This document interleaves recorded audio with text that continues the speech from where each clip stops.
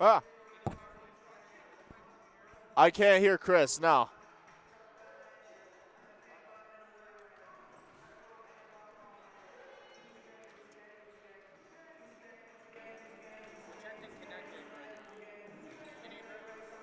Nah, I'm not hearing nothing.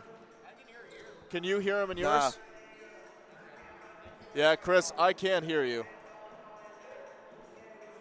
Wait. Yeah, I can hear you now. I don't hear him. Yeah, yeah, No. I can hear you. Aiden can't hear you, but I think that's okay. Yeah, Yeah, that's fine. that's fine. Okay. All right, yeah, we're good. I can hear you, man. Yeah, we'll be fine.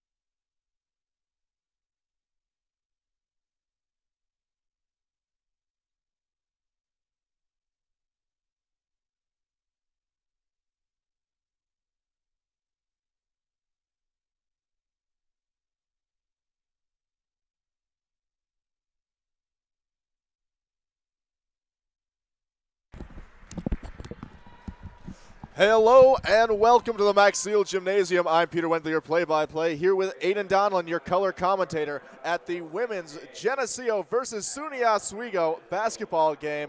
Now, Aiden, we couldn't have two more different teams coming into this. Lakers, they're on a 3 losing streak with only 1 victory to the name. Geneseo, 6 straight wins. What do you think is going to have to go on here today? Yeah, how are we doing tonight, Pete? We definitely have an interesting matchup tonight. The Lakers definitely have a tough team in Geneseo. They're undefeated, and their wins that they've had, they're by big margins as well. They beat Morrisville 79-40, Hilbert 78-51, and York 74-51. So they're definitely a high, energetic team. They love to score. They love to run.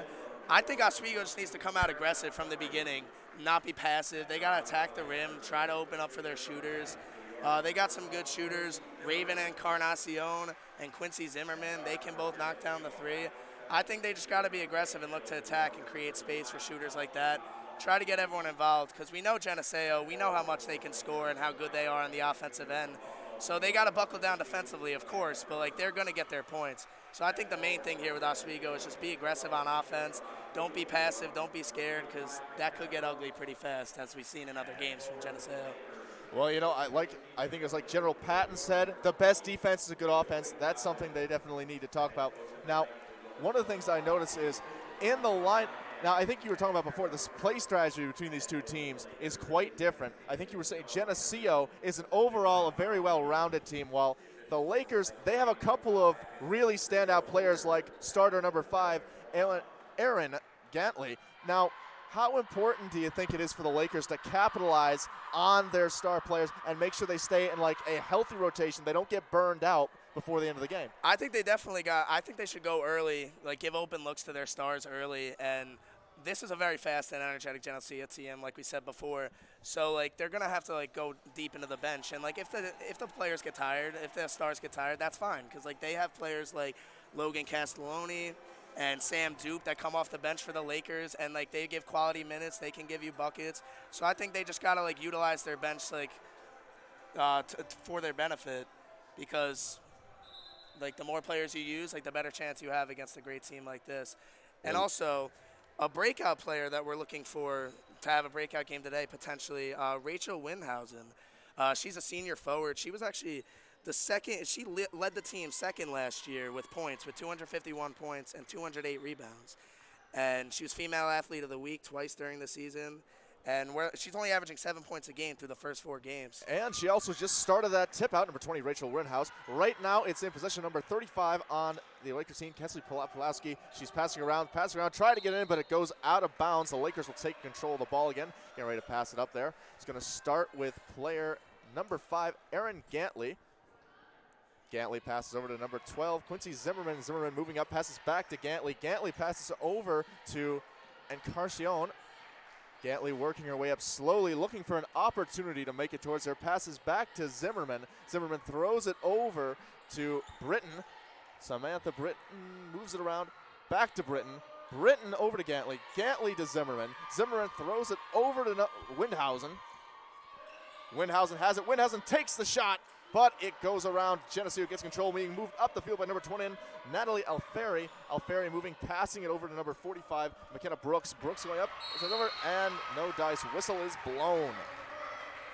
Yeah, you can see Geneseo's aggressiveness right from the start. They go to the rim right there on the first play.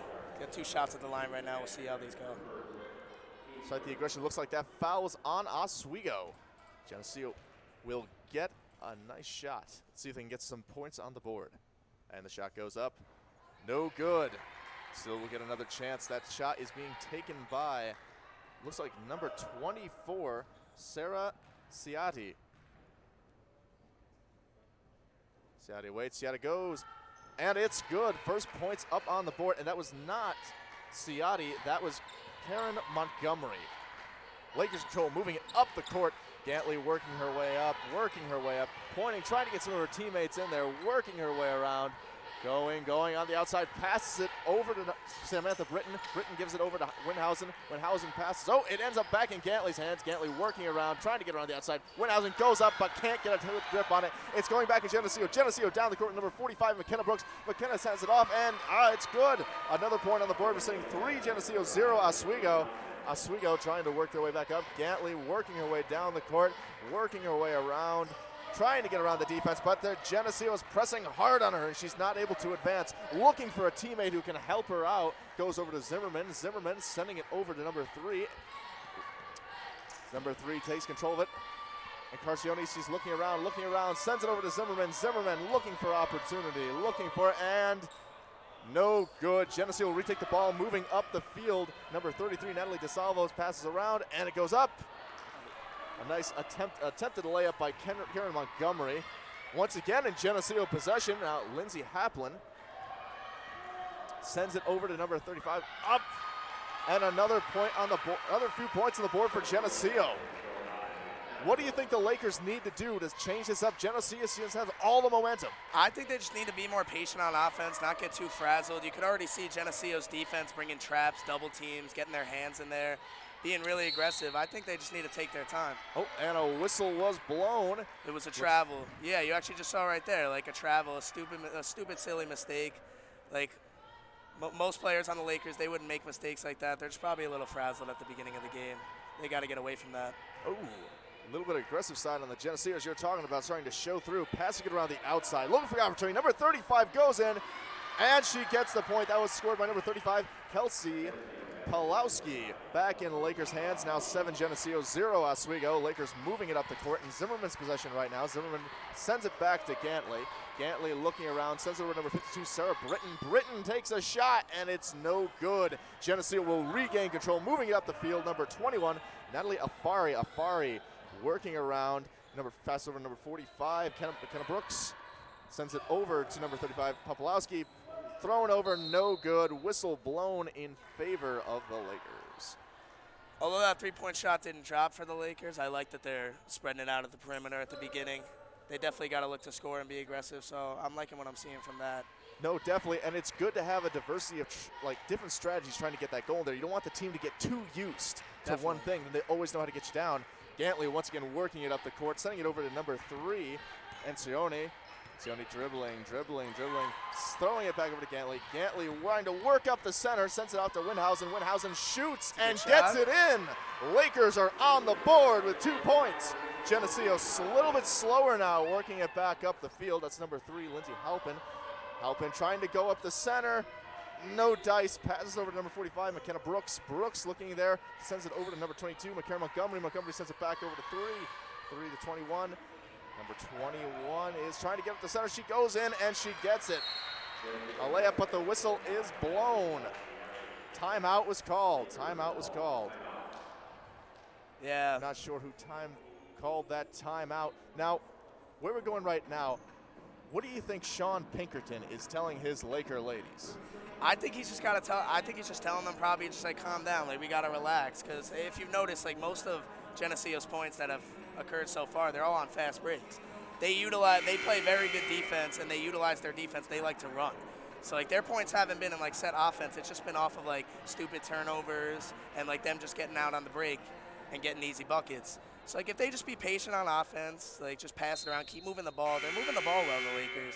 And I just want to interject. The jacket has come off on Pinkerton. He is known for being a character here on the court. I'm excited to see what we'll see from him as well as the Lakers. Definitely. Hopefully he gets them a little more involved, gets them a little more energetic. Back on the field, moving up by Gantley. Gantley working her way up the court. Working her way to the outside, hands it off to Zimmerman. Zimmerman throws it over to Enciarne. Enciarne sends it back to Zimmerman, but Zimmerman can't get a good hand on it. Goes to Geneseo. Oh, wait. It looks like there will be, it'll go to Laker control. Gantley looking for someone to pass to. We'll send it off to Enciarne. Oh, and the players go down, but the shot goes off. That was number 5, Gantley, went down on the court. Did you see what happened? Was it just a player collision? There was a player collision. Player collision. Hey, that happens in basketball. It's a physical game. That's right. Hey. You don't wear equipment. It might not be football, but it's a very physical game. Definitely, definitely. Oh, Windhausen tries to go in, but can't quite get on. Geneseo gets it back. Going up 45, McKenna Brooks takes the layup, but it's no good. Lakers get control of ball number 3. Encarnacion is moving it up the side of the court, looking for someone to pass to, holding back, hands it off to Zimmerman. Zimmerman sending it to Gantley. Gantley back to Encarnacion, over to Windhausen. Windhausen sends it over to Britton. Britton takes a shot, but it's no good. Zimmerman tries to get a hand up, but Geneseo gets it. Now in position of Kelsey Popolowski. Popolowski moving it up the field, taking the outside, handing it over to number 14, Karzemek. And a whistle is blown.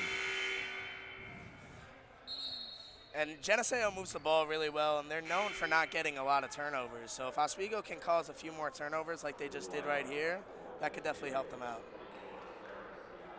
No, definitely. Let's see what the Lakers can do with this opportunity. Gantley working her way up the field. Strong Geneseo defense, but she's holding on to the ball. She's not letting it go just yet. Gantley yeah, no, they're pressing them up right at half court. Britton. Over to Windhausen. Windhausen working up. Windhausen takes the shot, but can't quite get it in. And a whistle is blown. Pinkerton, animated, trying to communicate to his players. That's good, though. I really like the aggressiveness there again. Going to the rim, trying to draw fouls. Because they're pressing them up at about half court. They're pressing them up real high. So they just got to keep moving the ball, keep attacking, and just be patient. Don't get too frazzled. Geneseo's got the bench like getting loud and energetic, so like they might try to get in the Lakers' head a little, and they just got to be relaxed. Well, if Pinkerton follows precedent, he should be loud enough to boost them around the Definitely. Lakers on his own. He can definitely pump them back up if they ever go down. And Windhausen did not make those shots. Oh, we got one for Windhausen. She scored the second shot. Geneseo is back in control of that, working its way up the court. Sarah Ciati moving around. It's now in possession of number 25, Alyssa Liowski. Moving around. Geneseo passing around the outsides, waiting for opportunity. And, oh, we're going in. And a layup by number 35 in the Geneseo, Kelsey Pulowski. We've said Pulowski's name a lot. She's been doing a decent amount for Geneseo. Nice quick crossover move for an easy bucket there. Gantley moving it up. Gantley passing to the outside. A three-point shot, but it's no good. Geneseo will regain possession. Geneseo working its way up the court. A long throw over, but it's good. Oh, and it got stuffed by Windhausen at the last second. What a throw. Lakers working around the outside. You know, the Lakers are getting some open looks. The shots might not be falling right now, but that's good that they're getting the looks. They'll fall. Oh, number 52, Britton almost didn't get a hand of that ball, but she's able to maintain it. Work around, over to Gantley. Gantley tries to get to Windhausen, but it's cut off by number 45, McKenna Brooks on the Geneseo team. Another long shot. A Hail Mary pass. Hail Mary passes on the Geneseo side. Working their way around. And a three-point shot attempt by Geneseo, and it's good. That shot was just made by number 35, Kelsey Popolowski. Lakers once again moving up. The score is 14 Geneseo, 3 Oswego. And Gantley is holding on to it, working around the outside. Passes over to Zimmerman. Zimmerman to Windhausen. Windhausen gets one hand on it, and it goes out. Geneseo will take the ball. Very interesting few minutes of play. Lakers are, I won't say they're doing better. They definitely need to improve, but in some regards, they're doing a little better than I thought they would. I mean, to be honest, the score doesn't really speak for how they're playing because they've been getting some open looks. They've been playing decent defense. They just got to get back and avoid the fast breaks because that's where Geneseo excels the most. Well, I think they may be suffering from the Laker curse of ample opportunity, but that just doesn't connect. Oh, and another few points on the board for Geneseo. That was a layup by number 21, Natalie Alfari. Gantley working it up, pressing over at Carney. Back to Gantley. Gantley working her way past the midpoint, holding up, looking for someone to pass to. Looking, sends it over to number 22, player Sai, moving around, all on the outside, waiting for that shot, waiting for that right opportunity. Goes over to number 5, Gantley. Gantley tries to get over the side, but it's no good. Geneseo has the control right now. It's in possession number 25, Alyssa Likowski. Likowski moves it around on the outside. Popolowski has it. Popolowski trying to work her way in, but she takes a three-point shot, and once again, it's good. Geneseo up to 19. I think the big difference for Geneseo right now is Kelsey Popolowski. Yeah, no, definitely. I mean, that's the thing. Like, they have a bunch of inside people that can attack, but then when you get a girl like that could just knock down threes from any spot, it's tough to beat. It seems right now that Geneseo is, oh, and there's a shot by the Lakers, but it's no good. It'll go back to Geneseo possession. It seems like the Geneseo is trying to play a long game, and the Lakers are trying to play an up close and personal game with lots of layups. Definitely. Oh, Geneseo gets it, and oh my goodness, Lindsay Haplin intercepts that, does a layup. Amazing. That's going to be a morale crusher for the Lakers. 21 for Geneseo, 3 for Oswego. It is not looking good. This is not looking good. We're only in the first 10 minutes, and the Geneseo's in double digits. You know, like the biggest thing I keep saying, I know, but they got to get back on defense. They're pressing up a little, like when Geneseo gets the rebound. They just got to run back, because as you see right now, they're running and gunning every play. And that's where they've gotten a majority of their points. Right to the rim, layup. Like that. There we go. Like Once again, that's their game. And like just scored by number 24, you have to play to Sarah their Sadie. game. Lakers calling timeout. I can't imagine Sean Pinkerton is very happy right now. We're going to see the tie fly loose. We're going to see, I'm looking forward to it. I want to see him motivate these girls. Yeah, I want to see him get them into it. What do you think he's telling them? Like, what is the advice he is pleading with them to accept? I think, I keep saying it, but I think they just got to like keep being aggressive and like keep going for it. And the biggest thing, like I just said, they have to get back on defense. Because like they run and gun every single play. And the thing about Geneseo, they get everyone involved. So like it's not just one player. Even like their players, Lindsay Haplin averages 9 points per game.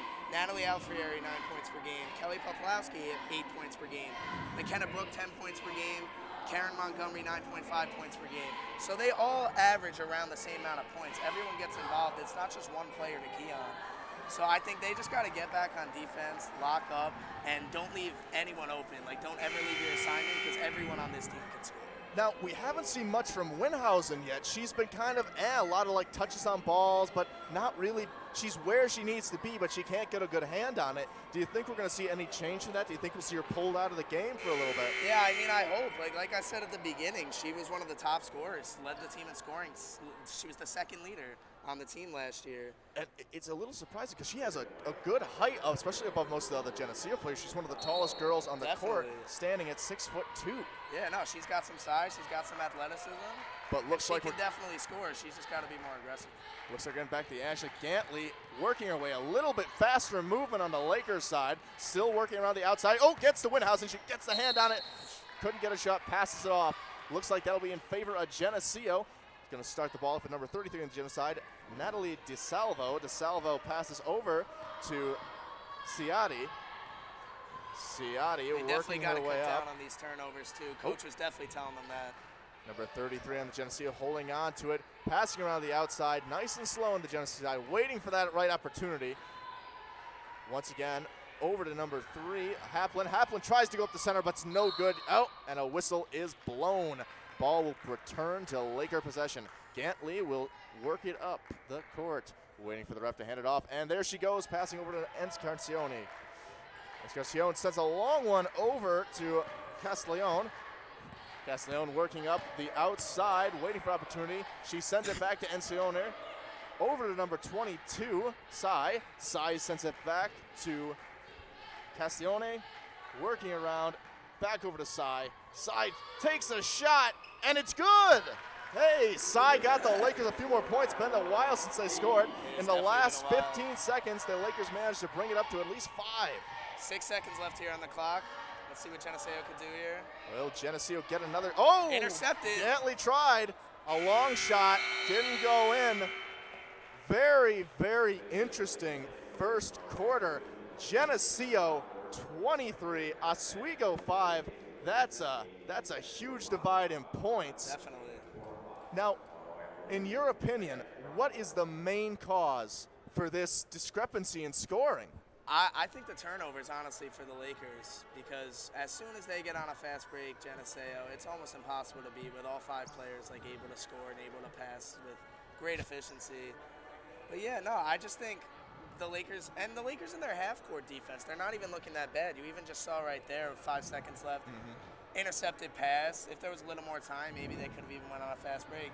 But yeah, no, so they're fine half-court-wise. I think just offensively, they got to cut down on the turnovers and definitely just get back to avoid those fast breaks. I'll tell you, I think they need to put some more pressure on those players, because I think the main difference between like Geneseo and Oswego is Geneseo just keeps getting long shots over and over and over again. You can't compete with their accuracy. The Lakers have tried and they've been so close, but close isn't any cigar. They're not going to get anything with that. They got to put some more pressure on there. Maybe it would help them if they did like put a little more towards defense in this instance, because the offense, it's good, but they're just not getting the breaks they need. It's not falling together like they want. Exactly, and they've even gotten a few open looks too, a good amount actually. The shots just weren't falling, so the score, yeah, it is 23-5, but if they could get a few of those shots to fall and cut this to single digits by the end of the half, I would say that would be the goal if I was the coach. Cut this to single digits by the end of the half, and then you go from there.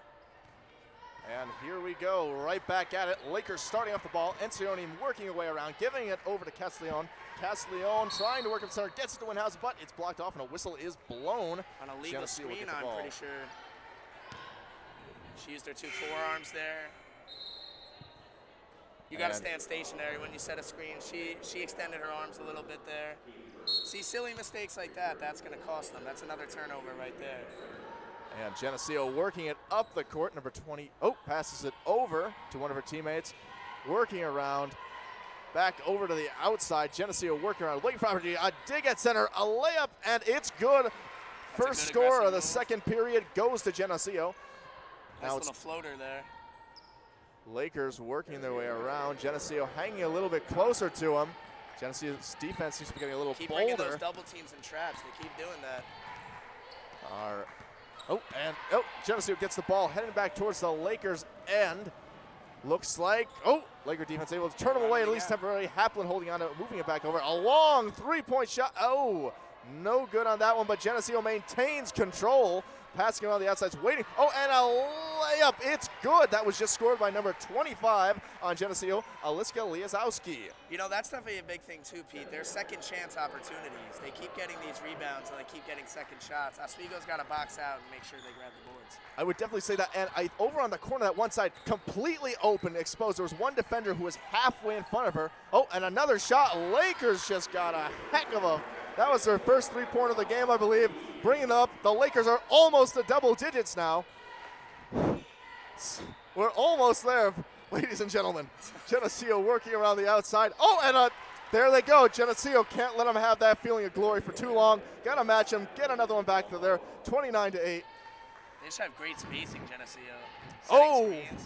And that is unfortunate. Zimmerman tried to pass over to Encarnacion, and Encarnacion missed. That'll go back to Geneseo. Like you said before, small mistakes that just add up to these things. That's the second turnover within a minute and 45 seconds into the half. If you keep going on that pace, like they're just going to take advantage completely, Geneseo. Lakers just aren't getting the rhythm. They're too hopped up. Geneseo working a little bit slower now, still holding around the outside, looking for an opportunity to get in. Passing around the outside, passing around, waiting for the right moment. And attempted goal, but it's no good. Blocked off by the Lakers defense. Working around, just waiting for the right opportunity. Biding their time. Laker defense seems to have stepped up. That was one of your critiques before. But it's not stepped up enough. And Geneseo gets another layup, just scored by number 22. See, if you turn your eye for a quick second on this team, they could score a bucket with ease. You can't leave your defender. You can't leave your opponent for a second. You got to make sure you're locking up everyone at all times. No, definitely. Geneseo is great at exploiting those opportunities. Lakers working their way back up in Geneseo's end of the court, hanging around the outside.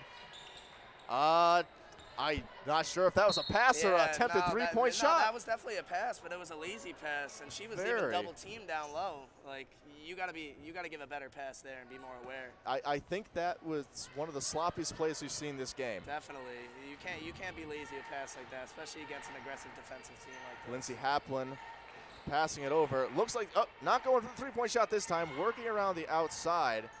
Working around, just waiting for that right opportunity to get in. Haplin moving into the inside, passes it out, and an attempt. That's a good box out there. And that was 35, Kelsey Popolowski. She has just been all over the place this game with trying to get those three-point shots. She's been good for the Lakers. She's trying to get her looks. if they can keep maybe setting some plays up for her, maybe she can get a couple more. Well, like I said before, I think that's one of those main things is why Lakers take a shot, but it does not work. But back to Popolowski with just possession of the ball. I think that's one of the main reasons why Geneseo is so far ahead is because she's able to get those three-point shots. Definitely. Oh, and a Laker goes down after the whistle's called, but all is well, and the game's getting ready to go down. Especially when you got a team like this that's scoring like crazy, you got to use a three-pointer to your advantage. And you have shooters. You have Quincy Zimmerman. You have, like you just said, like you have these shooters that can come off the bench or in the starting lineup, and they can knock it down if they get the proper looks. Like I said, the Lakers seem to be sticking to getting in on the inside of the box and like just laying it up. That's their strategy. They're not sticking to the outside. They're not using long game. No. And perhaps it would be to their benefit to switch it up. Oh, Pinkerton's getting a little animated. Yeah. He's trying to talk with the refs about the last play, it looks like. And they don't seem to be listening. Yeah, refs tend to do that a lot. Coaches argue, players argue. They tend to just ignore you a lot, but I can't blame them. No, he's got to stick up for his players no matter what. Refs take a lot of heat, so I can't blame them. But yeah, it's always good for a coach to like talk to the refs, try to make sure the game's being called right and under control. Geneseo on the inside, passing it back out, waiting for that ball to get to Kelsey Popolowski, seeing if she'll take another three-point shot. No, she's in possession. She's looking around, sends it off to number 22, but number 22 gets stuffed. That was good defensive possession. What I'm noticing with the Lakers, though, too, they're kind of ball watching a lot. They're kind of just watching whoever has the ball, and then they'll lose sight of their man and their person they're covering.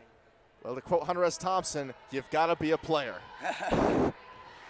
You gotta always keep eye on the person you're covering. You can't be ball watching like that.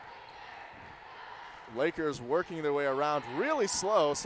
Hey, that was a good shot by number 52, Samantha Britton. Great three-point shot for the Lakers. They need a few more of those. And hey, the Lakers are in the double digits, only 20 points behind. Samantha Britton, we actually haven't really talked about her either. She's actually leading the team in scoring, 10 points per game. And what's good about her, she can knock down the three, and she's a physical presence inside. So I think they should look to her for a little bit, too. Definitely. Especially after that made shot. Well, like I said before, I think the Lakers need to try a little bit more long game because the short game hasn't been working with them. They just need to be able to, like, de-jazz themselves enough to get a shot. Geneseo taking a shot at a layup, no good. Zimmerman gets possession, sends it over to Encarcion. Encarcion dribbling up the court, a long fly over to Sai. Sai working around, trying to get it in, pass it back. Britton gets it, but not this time. Once again. I definitely like Sai's aggressiveness here, though. She's going after loose balls, trying to get as much rebounds. Geneseo gets another layup. I will agree, Sai is a very aggressive player, but at least, especially with that last play, it seemed like it was misdirected aggression. She wasn't putting herself in a position that would be advantageous for the Lakers to get that point. She was just swinging. That's true. She's not a huge scorer, Sai, but she's a facilitator, and she does like all the dirty work down low. She boxes out. She gets physical, and she'll play defense, and I really like what I'm seeing from there. And Geneseo, number 45, McKenna Brooks, just scored another point on a foul shot for Geneseo. Lakers working their way up, and Sarion on the center, moving around, looking for opportunity to pass. Hands it over to Castellion. Castellion holding, looking, sending it over to number 3, Encarcion. Encarcion over to Sai. Sai takes a long shot. Sai for the points. Excellent shot. We were just talking about how Sai was getting in close, but she switched it up. Defense, shaking her head. She looks like she's pretty mad. She wants to try to get this team back in the game. No, definitely. That's the way to do it. Absolutely beautiful shot by Sai. Sometimes you got to get angry to do well. Got to swap the aggression for tact. And Sai, speaking of the devil, she's down on the ground, but back up and good to go. Yeah, Sai, she's definitely got that killer instinct. You can just tell by the way she's looking at her defenders. Just the way she's battling down low. Definitely one of the fiercest players out on the court, regardless of team. And Geneseo looking for a place to pass over to number 21. 21 gets it back to Pulowski. Pulowski takes a shot, but it's no good. Lakers get thing up, and a whistle is blown. Zimmerman waiting to give it back to the ref. Pinkerton trying to direct his players, hopefully getting them up to at least 20 in the next 4 minutes. Now, what do you think? Looks like Pinkerton's got to tie his shoe right now. Oh, he's got to tie the shoe. It's the frustration, the walking, the pacing, it's taking its toll. And Carcion working her way up Encarnacion looking for someone to pass to. She's going to drive up the center, That's muscles her way move. through, but no dice. Geneseo gets it back in. I like that aggression by Encarnacion. Definitely some contact there, too. I'm surprised there actually wasn't a foul, to be honest. Yeah, I couldn't agree. A rare air ball there from Geneseo. You don't see that Yeah, often. no. And once again, Encarnacion, she did her darndest to try to exploit that opportunity. She got on it quick. She settled that horse and rode across the court, but it just didn't work out in her favor. Couldn't quite get it in. Once again, looks like we're ready for a foul shot. I like that they went to the rim there again, though. They didn't get the foul call last time, but the refs gave them the call here. Definitely some contact. Definitely. Let's see if we can get some points. Oh, first one is no good, but it looks like she's going to get another shot. Will she get the Lakers up to 15 points, almost half of the Geneseo like I score? said, if they could somehow cut this to 10, to single digits, that would be big. You do not want to go in the second half double digits. Hey! Zimmerman with the opportunity. She just snuck right in there and got it in. Way to go, Lakers. Let's see what Geneseo's response will be. You can only kick the Hornets' nest so much before they come out. Haplin moving around the outside, passing to other players, moving around. Oh, and she's going in, and she couldn't quite get it. Geneseo maintains possession. Second chance opportunities. They got to box out. See? Oh, and that was a beautiful three-point. I believe that was by Haplin, yes? If they were just physical there and put a body on someone, they would have got the rebound. They would have been on their way. Definitely. No second chance. Definitely. Lakers need to increase their defense, although I do like what they've been doing with their offense. Definitely, no. They're getting good looks. Zimmerman in possession, passing over to Sai. Sai looking around. Sai hands it over to Britton.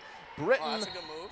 Oh, and a whistle is blown, given to Geneseo. I didn't quite see what the call of that. Any idea what that was? Oh, yeah, no, it was a travel, actually. It was a travel? I didn't really think it was a travel. She gave a quick little jab step by the free throw line and then went to the rim, but she might have shuffled her feet a little. I could have missed it. I didn't see her feet, but so it goes. Geneseo once again in possession, working up the court in possession number 24, Surah Sayadi. Sayadi working around, and a whistle is blown back to the Lakers. Oh, how the turntables, just back and forth. And once again, Lakers in possession. Zimmerman moving up the court, back to Gantley. Gantley holding, over to Zimmerman. Zimmerman working back to the center. She's looking around, passes it over to Encarnacion. Encarnacion to Britton. Britton goes for the shot, and she gets it. That's her second three-pointer of the game. I think they got to keep going to her, if you ask me. And that is why she is #1 scorer on the Lakers. Definitely. But Geneseo comes back and gets a nice little layup, that nice little nudge. The Lakers are so close to getting 20 points, but they're still sleeping again on defense. As you see, that was a wide open layup just from not watching your man. Now, I will say this. Yeah, the Lakers are almost halfway up to Geneseo's score. I want to see him get it. I want to see the Lakers get the 20. Yeah. Sai moving up. Sai, ooh, nice pass by Sai to Britton, and Britton does it again. Lakers don't go to 20, they go to 21. Lakers can drink now. All right, they're still behind though.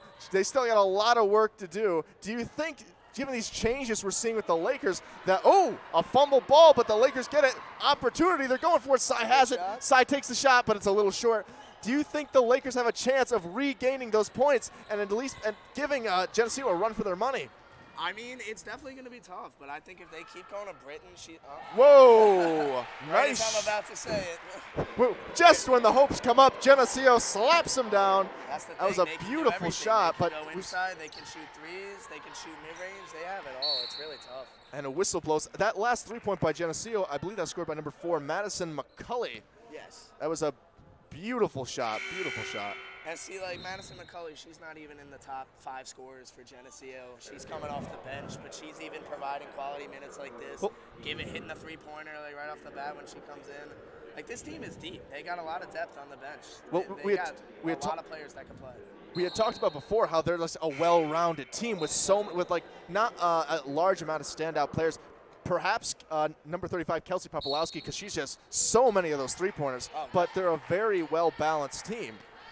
Lakers in possession. Britton on the ball. Britton looking for opportunity. Britton sends over to Zimmerman. Zimmerman over to the out of bounds. So close. Those little things that just trip him up. That was Gantley. we stepped out of bounds. See, a girl like Cantley, if she's a guard, I don't think she should be going down by the baseline like that. Turnovers like that could happen. Like, she's not a big size. Geneseo taking it a little bit slower than we've seen before, working around the outsides. Oh, a drive up the center, but she goes down. Went off the knee of Geneseo there. That is fortuitous for the Lakers because they will once again gain possession. Let's see what they can do with this. A minute and 10 seconds left on the clock. Looks like coach is trying to call another play too, trying to signal something. We'll see where they're going here. Gantley My working. guess is they're probably going to go to Britton. I mean, she's the hot hand. I'd like to see that. I think that'd be the wise choice, and it goes to Britton. Britton goes post up, move. a layup, oh, but it bounces off the rim, can't get it in. Geneseo trying to get some more points in the last minute. Haplin rushing up the field, and it's going in. She's trying to dive for center, and kinds the layup just goes straight up in the air, spins around. Laker defense was too much for her. What do you think about this? Yeah, they got travel there. I mean, the past few possessions, the Lakers have been causing a few turnovers. I mean, I like what they're doing here. They haven't been getting as many fast break buckets, which is good, but as you can see, it's still a 24-point lead, so they definitely got to score it. Zimmerman in possession. Zimmerman working around. Zimmerman going up, layup, and it doesn't go in. Off the backboard to the rim. Geneseo Haplin rushing up the court, trying to get ahead of that Laker defense. Goes over to number 22, Pawlowski, and she gets another one. That was number 22, Sarah Ciotti, not Pulaski. Got my numbers mixed up, folks. And it's once again back. Cy has possession of the ball, side to Gatley. Gatley looking for opportunity, looking for someone to pass to. She's working up. She hands it off to Zimmerman. Zimmerman work it way back to Cy. Cy looking. Cy takes a shot. It's a little short, though. Geneseo gets the ball. 6 seconds left. Can Geneseo score again? Oh, nope. Laker defense won't let them get it. And that is the end of the second period. Very interesting period. A lot better play from the Lakers. You know, it gives me a little bit of hope for them. Yeah. It'd be very interesting to see what happens as we go into the third and the fourth quarter. What do you think the Lakers – do you think they stand a chance? I mean, it's hard to tell. I think they could definitely get back into this game. To come back from a 23-point lead to get a win is definitely going to be challenging. But, like, as you can even see, like we were saying, like, they've been playing pretty good in half-court defense. But it's just – the Knights just have so many weapons. Like, their starting lineup and everyone on the bench, everyone can score. That, like, they're going to get their points no matter what. Even if you're playing your best defense possible, they're going to score. So I think their only hope to get this win and come back in the game, they got to knock down shots. I mean, they're getting open looks, the Lakers. They're being more aggressive in the second quarter, definitely, compared to the first. And, like, yeah, they just got to knock them down. I mean, they weren't falling at the beginning, but as you can see here, Britton has been getting it going with a couple threes. Cy's been getting a few buckets. So they're definitely scoring a little more. They just got to keep that up, and hopefully the shots continue to knock down. Now, I feel we've been talking much more about the Lakers than anyone else just because, you know, it's their underdog story at this point. Yeah. They're the ones trying to come back, and they had a much better improvement in, like, that second quarter. But Geneseo, they've been pretty stable, pretty good to go. They've been taking advantage of most opportunities. Maybe a little bit of a slip-up on their side, like a couple of mistakes towards the end. Definitely. But overall, they're pretty strong. I mean, do you think we're going to continue to see that, or do you think fatigue and complacency will set in? No, I think we'll definitely continue to see that. Like, I don't think Pinkerton's going to let them just get blown out for the second half. They're definitely going to stay aggressive for the rest of this game. If the Lakers had came out the second quarter, like if they had came out in the first quarter like the way they did in the second, I think they'd be in much better shape right now. Now, I agree with that, and we're going to be right back. Stick around for the third period where we'll see if the Lakers can at least match Geneseo, if they'll make this underdog comeback story. Stay tuned to WTOP 10, your television.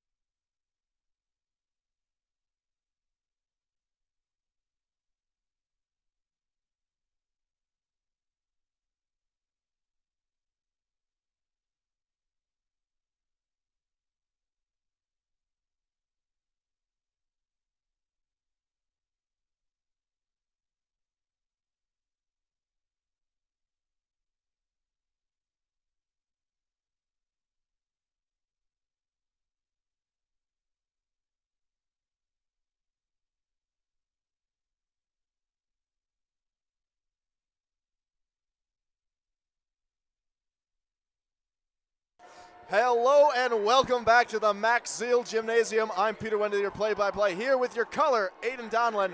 We're just going into the third period of the women's basketball Lakers versus Geneseo game. 44 Geneseo, 21 Oswego. Aiden, what do the Lakers have to do here to do anything? Yeah, I mean, well, they definitely got a lot of help off the bench, like we were saying before. Cy coming off the bench scored 8 points. But right now, Lindsay Haplin's leading with 9, and Samantha Britton has made a big impact with 8. So I would just keep going to them. But also, at this point for the second half, Oswego's got to start pushing the ball. When you're down this much, although they're more of a half-court team and it's not really their game, they got to push the ball up the floor to get some easy buckets. They've been down by 20 for a good chunk of this game. Geneseo starting off the initiative, working around a three-point shot, and there it goes. Right off the bat. That's by player number 45, McKenna Brooks. And announcer just echoed me. All right, Lakers working down there, trying to see if they can get some of their own momentum. Working around, and Carcione looking, passes over to Zimmerman. Zimmerman sends it over to Gantley. Gantley was running on the outside, sends it over to Britton. Britton, she's not going to go for the three-pointer. She's going back to Carcione. And Carcione thinking about it, but goes on the inside, trying to get a better opportunity. She lays it up, but it's over, and Geneseo gets it. Popolowski sends it over to number 3, Haplin. Tough shot there. Yeah, definitely. Over a tall defender. Oh, doesn't get in. Bad luck for Geneseo, but good luck for the Lakers, and they could use it. See, this is good, though. They're running a little. I like this. They definitely got to push the ball up.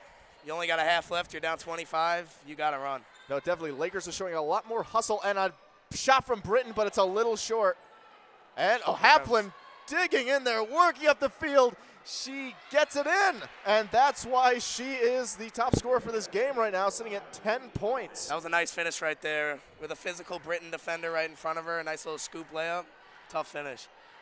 Lakers taking a little bit slower, and Carcione working around, heading over to Zimmerman. Zimmerman trying to go up the center, trying to get him to pass it out to Van Housen. Whistle's blown.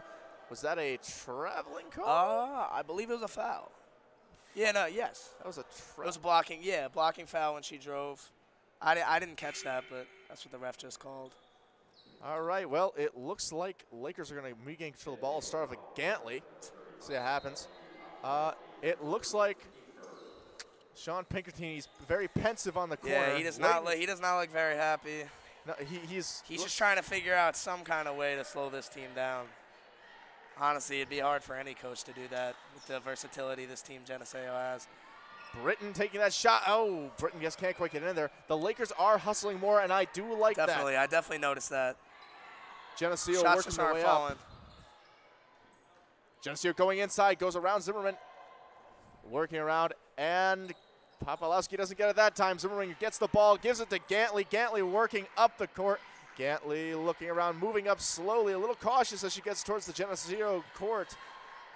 Gantley moving around, passing it over to number 3 and Carcione looking, sending it over to Van Winhausen. Winhausen shoots. Winhausen just doesn't get it in there, though. Geneseo working their way up the court. Working around, passing on the outside, just waiting for that opportunity. Didn't quite see it. They're trying to go to the center, layup, and there we go. Geneseo scores. That's number 35, Natalie Ciati. What do you think's going on right here? It's very strange. It's like a tepid play for the most part. They've both mellowed out to almost an equal intensity. Geneseo just has accuracy on their side. Yeah, no, that's the thing. I mean, Oswego's playing with great intensity. They're just not delivering on their shots and their opportunities. Geneseo's basically scored almost every bucket they've taken this half so far. Oh, an opportunity for Geneseo. Will they capitalize? And they do.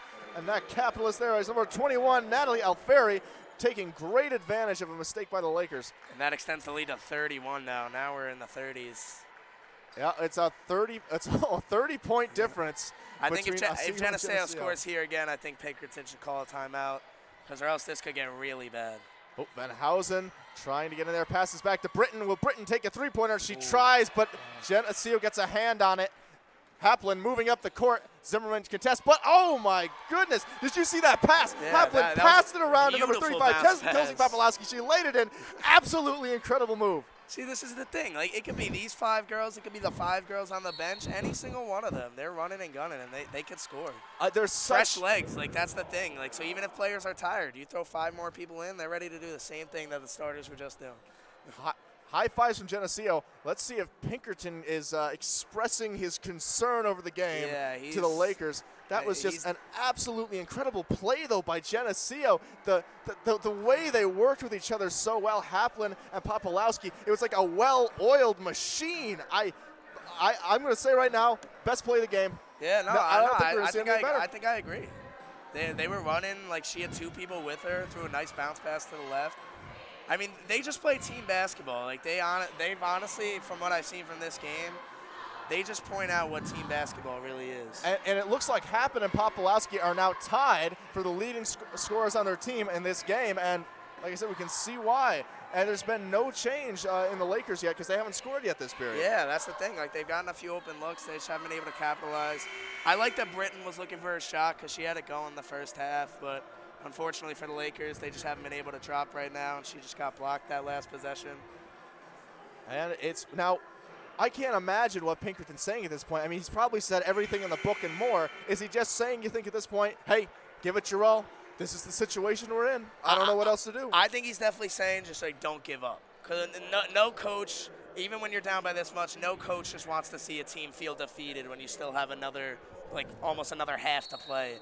So yeah, he's definitely just telling them, just keep playing your hardest, and just don't give up. Zimmerman sends it over to Sy, over to Van Housen, out to Zimmerman. Beautiful Zimmerman lays pass. it up, and the Lakers get on the board this period. What a nice I guess pass. whatever Pinkerton said must have worked. Yeah. Geneseo that was moving a nice around the little outside. It looks nice like little drop off down under. Lakers regain Britton and controlling the ball, working it up the field. I'm interested to see if she goes for another three-point, but she also gives it to Zimmerman. Britton moving up. Zimmerman passes to Britton. Britton back to Encarnacion. Encarnacion working up the center, but Haplin gets it. Haplin is riding that horse all the way to a layup, and it goes in. She got it. That was a great opportunity. Hatlin now up to 12 points in this game alone. I know we've been saying we're looking to see if like Windhausen could like step it up because she hasn't been doing like great like her regular self last year. She hasn't been performing the same like this year. Like I think they should keep looking to her honestly at this point. When you're down by this much, try to get her confidence back. Yeah.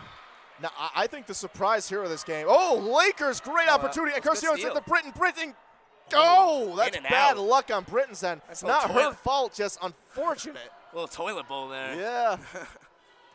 I'll see, tell like, you. that's wide open. That's too open. And a beautiful shot by Geneseo. It's just unfortunate these Lakers that like they get these great opportunities, and it's a few things like the toilet bowl. It's not their fault. Now. Yeah, their shots just haven't been dropping at all. I will say I think the unsung Laker hero of this game is definitely Sy. I think so too. Came off the bench and has been doing absolutely stellar. She is tied for the most points scored on her team. Oh, and looks like a ball went out of play. I think that was probably, I'd say, the first big mistake that Sy made this game. I mean, she turned it over there, but aside from that. I jinxed her. It's all my fault. Geneseo working up the side of the court. Haplin in possession of the ball, making their way towards the Lakers. Lakers not moving around too much. A little bit of resistance from Zimmerman. Van Housen keeps it away. Looks like she stumbled into that Geneseo player a little bit, but it was enough to get the ball away from her. No, yeah, that's a tough pass to make. A nice floater pass over a defender. That's tough to make. So. And Encarnacion working her way up, passing over to Britton. Britton tries to get to Van Housen, but not. Oh, Van Housen goes down. She tried to stick with it. Geneseo getting control. Haplin working up the field. Will Haplin ride that horse again? Maybe not this time. She passes it off. Let's see. Geneseo working around, working back to Haplin. Haplin takes a big shot, but it's a little short. Geneseo maintains control. Back to Haplin. Haplin working around, working, and she sends it, looks over to Popolowski. Popolowski sends it back to number 14. Number 14 over to Haplin once again. Just a lot of passing. Now, I'll notice this Geneseo offense seems a little bit more frazzled than their previous attempts. They're a little more frantic. Thoughts on that? Yeah. Oh, wait. Geneseo's. Oh, and Zimmerman slaps it down. But back to the Geneseo offense seeming a little more frazzled on this play. What do you think that is? I mean, I think at this point, they always do get everyone involved, but I think they're even trying to do that more now that they have a huge lead. Like, I've even noticed, like, there's been a few times where, like, a couple of the girls have been wide open for shots, but they always just make the extra pass. So I think they're just trying to move the ball around as much as possible, try to kill some clock off. Gotcha. kind of like move this game along. I think that's what they're trying to do, Geneseo. Do you think Geneseo, now that the fact that they're almost 40 points ahead of the Lakers, is just saying, you know, we can take it, we can be cool, man. Yeah, we got the rhythm, we know what's going down. I think they're definitely in their comfort zone right now. I would have to agree. I think they're just going to keep looking for the best shots possible, not force anything, just be relaxed and move it around.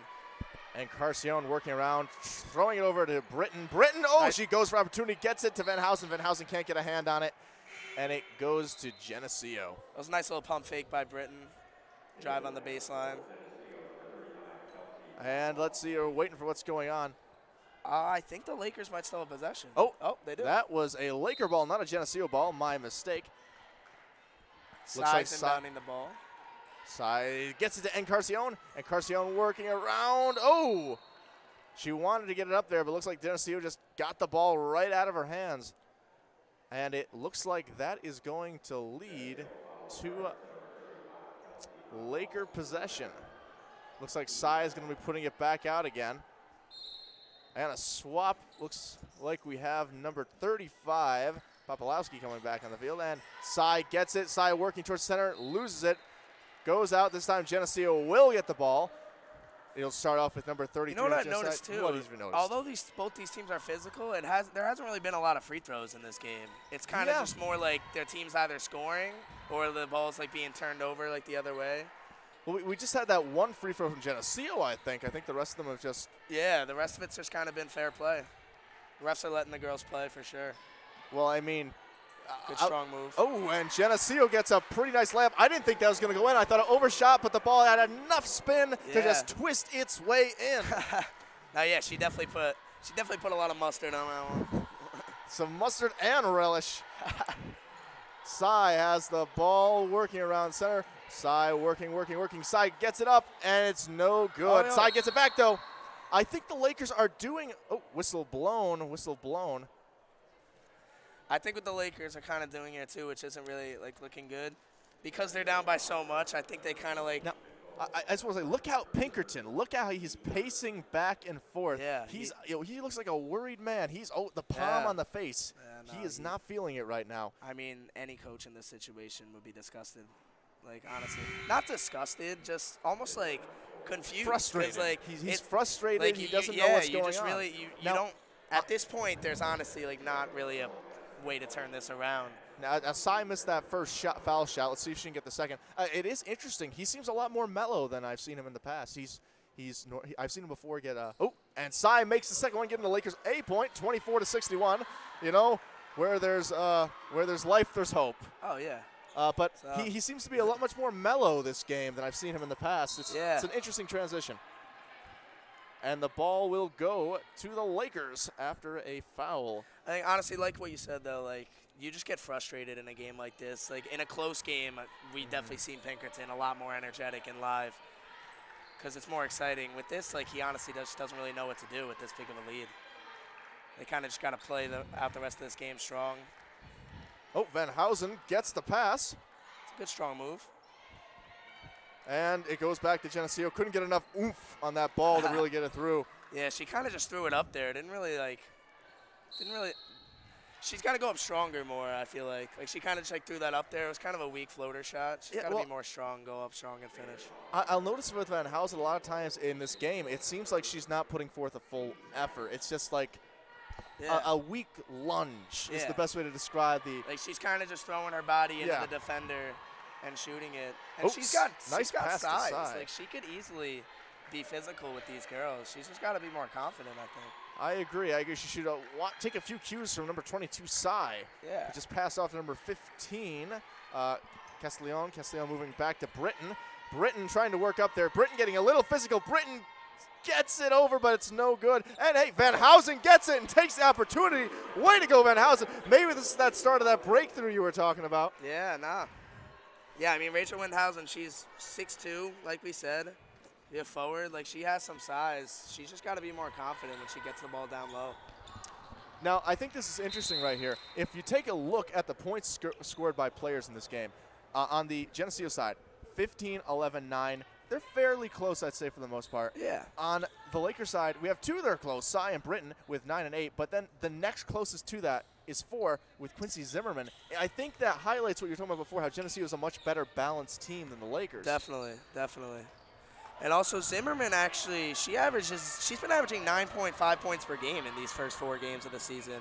So honestly, I'm surprised she hasn't really been looking for her shot more because she's got a good 3-point shot too. They just haven't really been able to get her open looks. But yeah, definitely. I mean, the well-rounded aspect of Geneseo, it's so hard to beat, and that's why they're undefeated, honestly. Agree.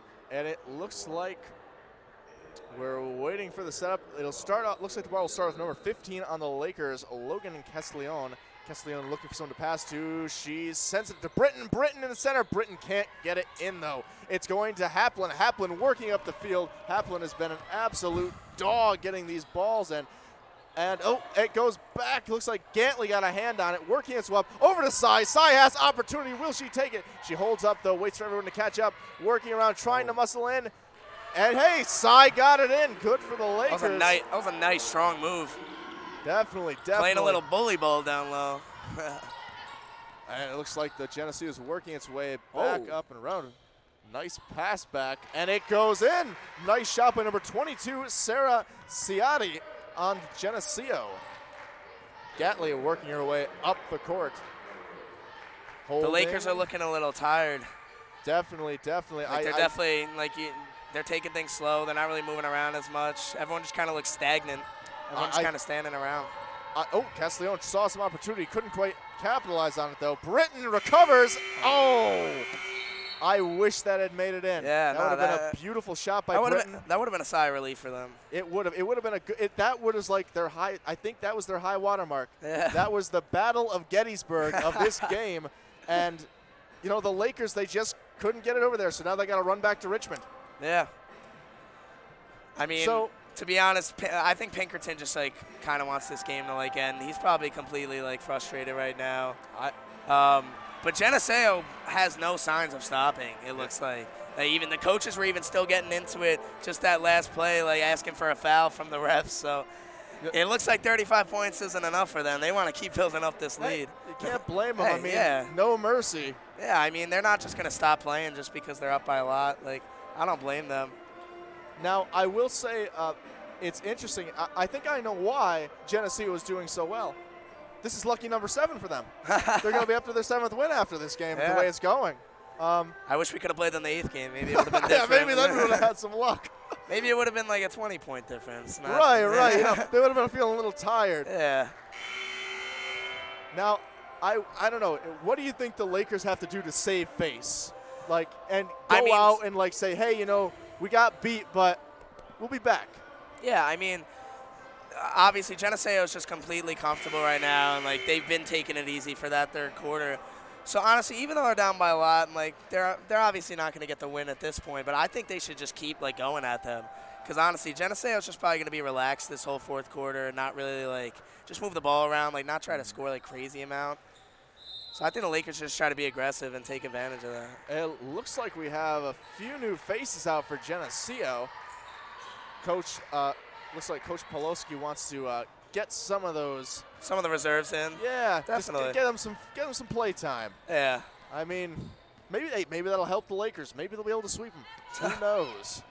Number 4 on that side, Madison McCulley working around, passing the Geneseo team, moving around the outside. Ooh, goes inside. And an attempted layup by number 22, Karen Montgomery, but it's no good. Lakers get the ball.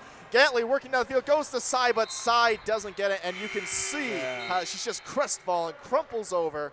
You can just see that they're really discouraged right now. Even just Cy right there and even Logan Castelloni, they both just put their heads down on that turnover. She's got her hands on her hips. They both definitely look very discouraged.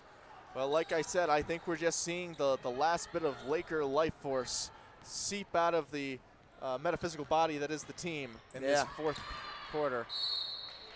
Although I will say with these new Geneseo reserves, and their play has gotten a little bit sloppier, but I mean that's expected. It's going to be a little bit of a downgrade. Obviously, your starters are a little better, but honestly, these reserves, they still want to play. They're athletic. They want to run. They come in with energy. So even there will be a few sloppy plays here and there, but just the fact that they have the same energy and fire that the starting 5 has, It's great to see, honestly, if you're a Geneseo fan. I couldn't agree more. Number 14, Nicole Kazmarzik, missed that first foul shot, and she got the second, bringing it up to 64 for Geneseo. Huge point difference. Yeah, it's impressive how far Geneseo has pulled ahead of the Lakers. Yeah, I mean, they're really known for their high scoring. Like in other games, they scored 79 one game, 74 one game, 78 another game. So yeah, they're definitely known for like getting the digits high. And Haplin gets that after a failed shot from Gantley. Haplin working around, passes it over to number 25 in their team, Alyssa Lekowski. Lekowski sends it to number 4. Number 4 takes a big shot, but it doesn't quite go in. Sai tries to get in there and get a hand on it, but it's no good. Geneseo gets control again. Geneseo leisurely passing it around the outside, just waiting for a chance to take a pot shot at the scoreboard. See if it goes in.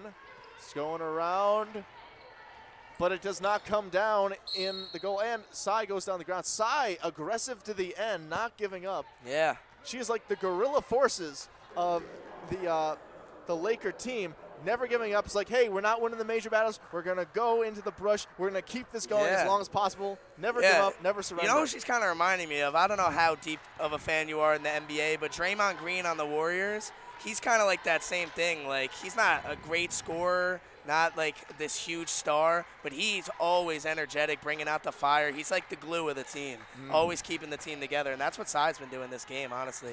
Just trying to keep them going. Honestly, she's up to highest amount of points scored on the team, 11. Sai is the Laker hero of this game. She came off the bench, wasn't one of the starting lineup, and it's just been absolutely doing great work for the Lakers. She is a player to rally around for them if the Lakers can rally at all at this point. Definitely.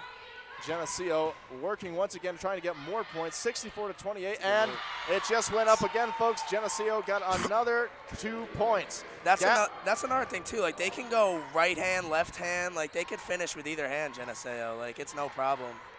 Sai trying to get in there, gets it over to Gatley. Gatley just gets a hand on. Gatley makes a great shot for the Lakers. That's something they definitely needed. They're only down by 36 points now. Let's cut it to 30. Let's get it to 30. Yeah, let's keep going down. Get it to 30. Yeah. I mean, their highest scoring game this year, Geneseo, 79. Let's try to keep that under. And a whistle is blown. And just a reminder to everyone out there, come check out the WTOP10 Instagram. That's WTOP_10_prod for all sorts of cool behind-the-scenes stuff from the live sports groups. You might see me on there. You might see Aiden on there. Who knows? Check it out. Give us a like. Yeah, no, definitely. There's always a lot of stuff going on with WTOP, whether it's sports coverage, whether it's shows, nightly news. There's always stuff going on. So follow the Instagram. If you're a fan of Oswego sports or anything here at Oswego, give some support. And that was a foul shot made by number 14, Nicole Kazamowski. She's been doing okay with these foul shots so far. Yeah. Let's see if she gets the second one. And up it goes, and it goes in. She's good. I mean, Geneseo didn't need it, but they got it, you know? I mean, free throws are a huge part of the game. I even saw Geneseo when they were warming up. They were even practicing free throws a lot. A lot of teams tend to forget about that and don't really do that. But it's such a big part of the game. Beautiful shot by Sai. Swoosh, swoosh, swoosh through the net. Absolutely fantastic. I get so excited when the Lakers get shots like that because, honestly, they need it. They need it. They need some morale boost. Like, we don't need them to come out of this game completely demoralized. And, honestly, Sai's got that attitude about her, too. Like, she just shook her head, like, left and right after making that. Like, she's a fierce competitor for sure. Definitely. Very impressive. More impressive just because her team is not doing as well as Geneseo to a large extent. And she's still trying to, like, just give it her all to the last minute. Geneseo working around a nice pass there. A little flashy. Sai gets it. Let's see what she can do with it. Sai's working up there, waiting for that opportunity. She gives it over to Gatley. Sai casually moving up. Gatley passes back. Hold that. Gatley gets it to Van Housen. Van Housen lays it up. It just doesn't go and bounce to the rims, and Geneseo gets it. I think we've seen a little bit of an improvement in Van Housen as the game's gone on. Yeah, no, I think so. Definitely. I mean, she's trying to post up down low as much as she can. It's just hard to get the looks when, like, the guards of Geneseo are always up, pressuring the entire time. And Geneseo passing around slowly. You know, I'll say number 24 taking it back out. That's number 24 on Geneseo, Sarah Sayati. Sayati gives it over to number 25, Alyssa Lekowski. Lekowski tries to run it up, but it doesn't go in. It looks like Geneseo is trying to like set up like some plays and like run some of their offense. That's what a lot of teams tend to do when they're up by this much. Just try to like almost kind of like treat it as a practice and run through your plays. Yeah, I can definitely get that vibe from the game here. Gatley moving it up, waiting around the outside, taking it a little bit slower. Looking for someone to pass to. Thought about Zimmerman, but no. Goes it to Cy. Cy takes a shot, gets it to Van Housen, but Van Housen loses it over to Geneseo. I get so excited every time Cy gets the ball. I'm just waiting to see another great shot from her. Yeah. Give us some sigh of relief here. Oh, and hold up in the play. Looks like the ball went out of bounds. Geneseo ref will give it to, drum roll please, number 33 on the Geneseo team. That is Natalie DeSalvo. Salvo looking for someone to pass to. Passes over to number 14, Casamarsi. Sends it over to number 24, Ciati. Ciati takes a long shot, and it's no good. I think that was just an unfortunate one, that one. It looked like it had a good arch. Yeah, no, just definitely. Hit the back of it. Just hit the top of the backboard. That happens, honestly. Sometimes you just get a bad bounce off the rim. Gatley trying to work it. It goes to Cy. Will she take another big shot? Cy was working her way towards the center. 3 defenders for it. Gives it to Van Housen. Van Housen working up, and Van Housen has been unlucky today. But Cy, did that go in? Pushed it up through. Will they count that? I don't know. That's a very interesting. Like, you never know what you're going to get with Cy. The Cyclone strikes again. She's giving a little sigh of relief. Yeah, she is a sigh of relief for the Lakers. I like that. That's better than my pun. That's a great one. Hey, that is I try. Amazing one. And it looks like Cy's going to get to take a foul shot. This is a good opportunity for the Lakers to get at least a couple more points up there. I mean, another point they get saves them a little bit less shame, you know? Definitely. And you could even see Coach Pinkerton right now with his arms folded, keep putting the palm on his face. Hey, he's a worried man. Let's see. Cy. Cy gets it. Swoosh, not even hitting the rim. But, hey, that's what you get from the sigh of relief. Yeah. You know what we should – Sire. Sire. Because she is the queen of the Lakers right now. Cy puts it up, and it goes in again. Getting the Lakers a few more points, bringing it up to 35-68. Almost a 40-point lead by Geneseo. Geneseo working around the outside, seeing if they can make it a 40-point lead. Geneseo working around. Hopefully Oswego could keep this team under 79, because like I said before, that was their highest scoring game. And that was like number 24, Sarah Ciati went down trying to block that. Van Housen wouldn't let her get it. And that's a shot from Zimmerman. Swoosh. That was a beautiful, I think that was her best shot of the game. What I was saying at the beginning, she's definitely a good three-point shooter. I'm surprised they haven't like tried to look for her more, honestly, because that was nothing but net right there. Yeah, I agree. Like she's like the third highest scorer on the team. Cy went for it again, whistle blown. See what's going on. She's averaging just under 10 points a game. She definitely has had some good games in these like first 4. Well, she just hasn't really been getting the looks today, but that was a nice shot right there. Here's an interesting turn of events. Haplin is no longer the #1 scorer for this game on the Geneseo team. It's gone to Sarah Ciati. Obviously, Cy is really. They say Cy has only scored. That's rebounds. Excuse me, folks. Now it's. Oh, they got another great shot out there. I believe that was from Cy. Working it up. Geneseo working their way up the court. Geneseo passing around. Geneseo calls a timeout. I wonder what do you think Geneseo is discussing right now? I think what I was saying before, I think they're just going to like try to like run plays, get some of their bench players in, some of their reserves, get them some minutes that they don't usually get. And they're probably just going to like I said before, it's kind of like treat it as a practice, run through the motions, and just try to get some runs in, like prepare them for future games. Because you're gonna need. They're a big fast break team, but against harder opponents too, like you definitely need a half court offense. So they're probably gonna try to run through that for future games. Definitely. Now, Now, as I was saying before, I had a wrong number, a bit of a brain fart. Sai, she's leading on the Oswego. 19 points scored this game. That's not only the highest amount of points in the Lakers team, it is the highest points scored total for both teams in this game. And she's coming off the bench, too. Like, you don't hear that often, someone coming off the bench with this fire just scoring that much.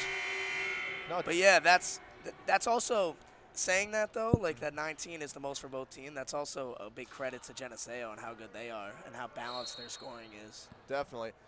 Geneseo's leading player, Lindsay Haplin, is at 15 points this game, and we're getting back to the action. Geneseo working around 3 minutes and 25 seconds left. Geneseo passing around the outside, looking for opportunity. Yeah, they look like they're just trying to move the ball around. Definitely, definitely. And a layup doesn't work. Sai gets it. Sai gives a big pass over to Castellon. Castellon working up. Can she get it in? And nope. Enough interference from Jennifer to stop it. Wasn't afraid of the contact there. That's always a good thing, though. Yeah, that's definitely good aggression. And it looks like she's going to get a couple of foul shots. Let's see if she, Lakers have been doing okay with the foul shots. They've been making those for the most part, especially if we progress further on in this game. Yeah. And she will keep that trend up. She had me worried for a second. Had me worried, but she got it in. Yeah, the thing is, though, with these free throws, the clock stops. You could even see Pinkerton's face. I think he just wants this clock to run out. Definitely. Definitely. Well, she got both of those. Good for the Lakers. Pinkerton does seem like a worried man. I wonder if he's conscious of the game right now. I think he's the score, it is 68-43. Geneseo is in the lead. I think Pinkerton has just, I think he's here physically, but I think he's just thinking about the next game, thinking about the next practice. Yeah, I think so too. I mean, he probably went into this knowing like how hard of a game it was going to be, and there was probably a chance that they were going to lose because it's an undefeated team. I'll say Lakers are passing around. Sai's got that ball. She takes the shot, gets it over to Van Housen. Will Van Housen get it in? But nope. It's interesting. I'll tell you something else that's interesting. Both teams are only 3 fouls listed in this period. Yeah. Well, there goes the 4. Another one for Geneseo. Hey, and another foul shots for the Lakers. Let's see if Van Housen can make these, get the Lakers up to 45. I feel like we see more free throws this quarter than we have the entire game. I believe that. Van Housen misses her first foul shot. I mean, it makes sense, though, because these are the reserves in, so they're not, like, really used to, like, playing with each other all the time like the starters are. So it might be, like, the game will be a little more sloppy. And she makes the second foul shot with 2 minutes and 44 seconds left. Lakers calling a timeout. What is Pinkerton going to say? He looks very calm. He looks placid. Placid Pinkerton trying to give some good advice to his players. It looks like a girl was just about to take her shooting shirt off. I think he might be throwing a couple subs in. Probably just trying to run a play. Just try to get like some bucket or a couple buckets here in these last couple minutes.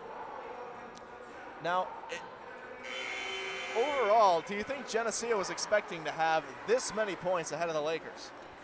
I mean, honestly, it's not like they're kind of used to it. I mean, like I said before, 79 points against Morrisville, 74 against York, 78 against Hilbert, 67 against William Smith. Like, they're known to score like this high, like this many points. So like they're kind of used to it. So I think honestly they just feel comfortable right now. They haven't had a loss this whole season, so like this is kind of normal for them.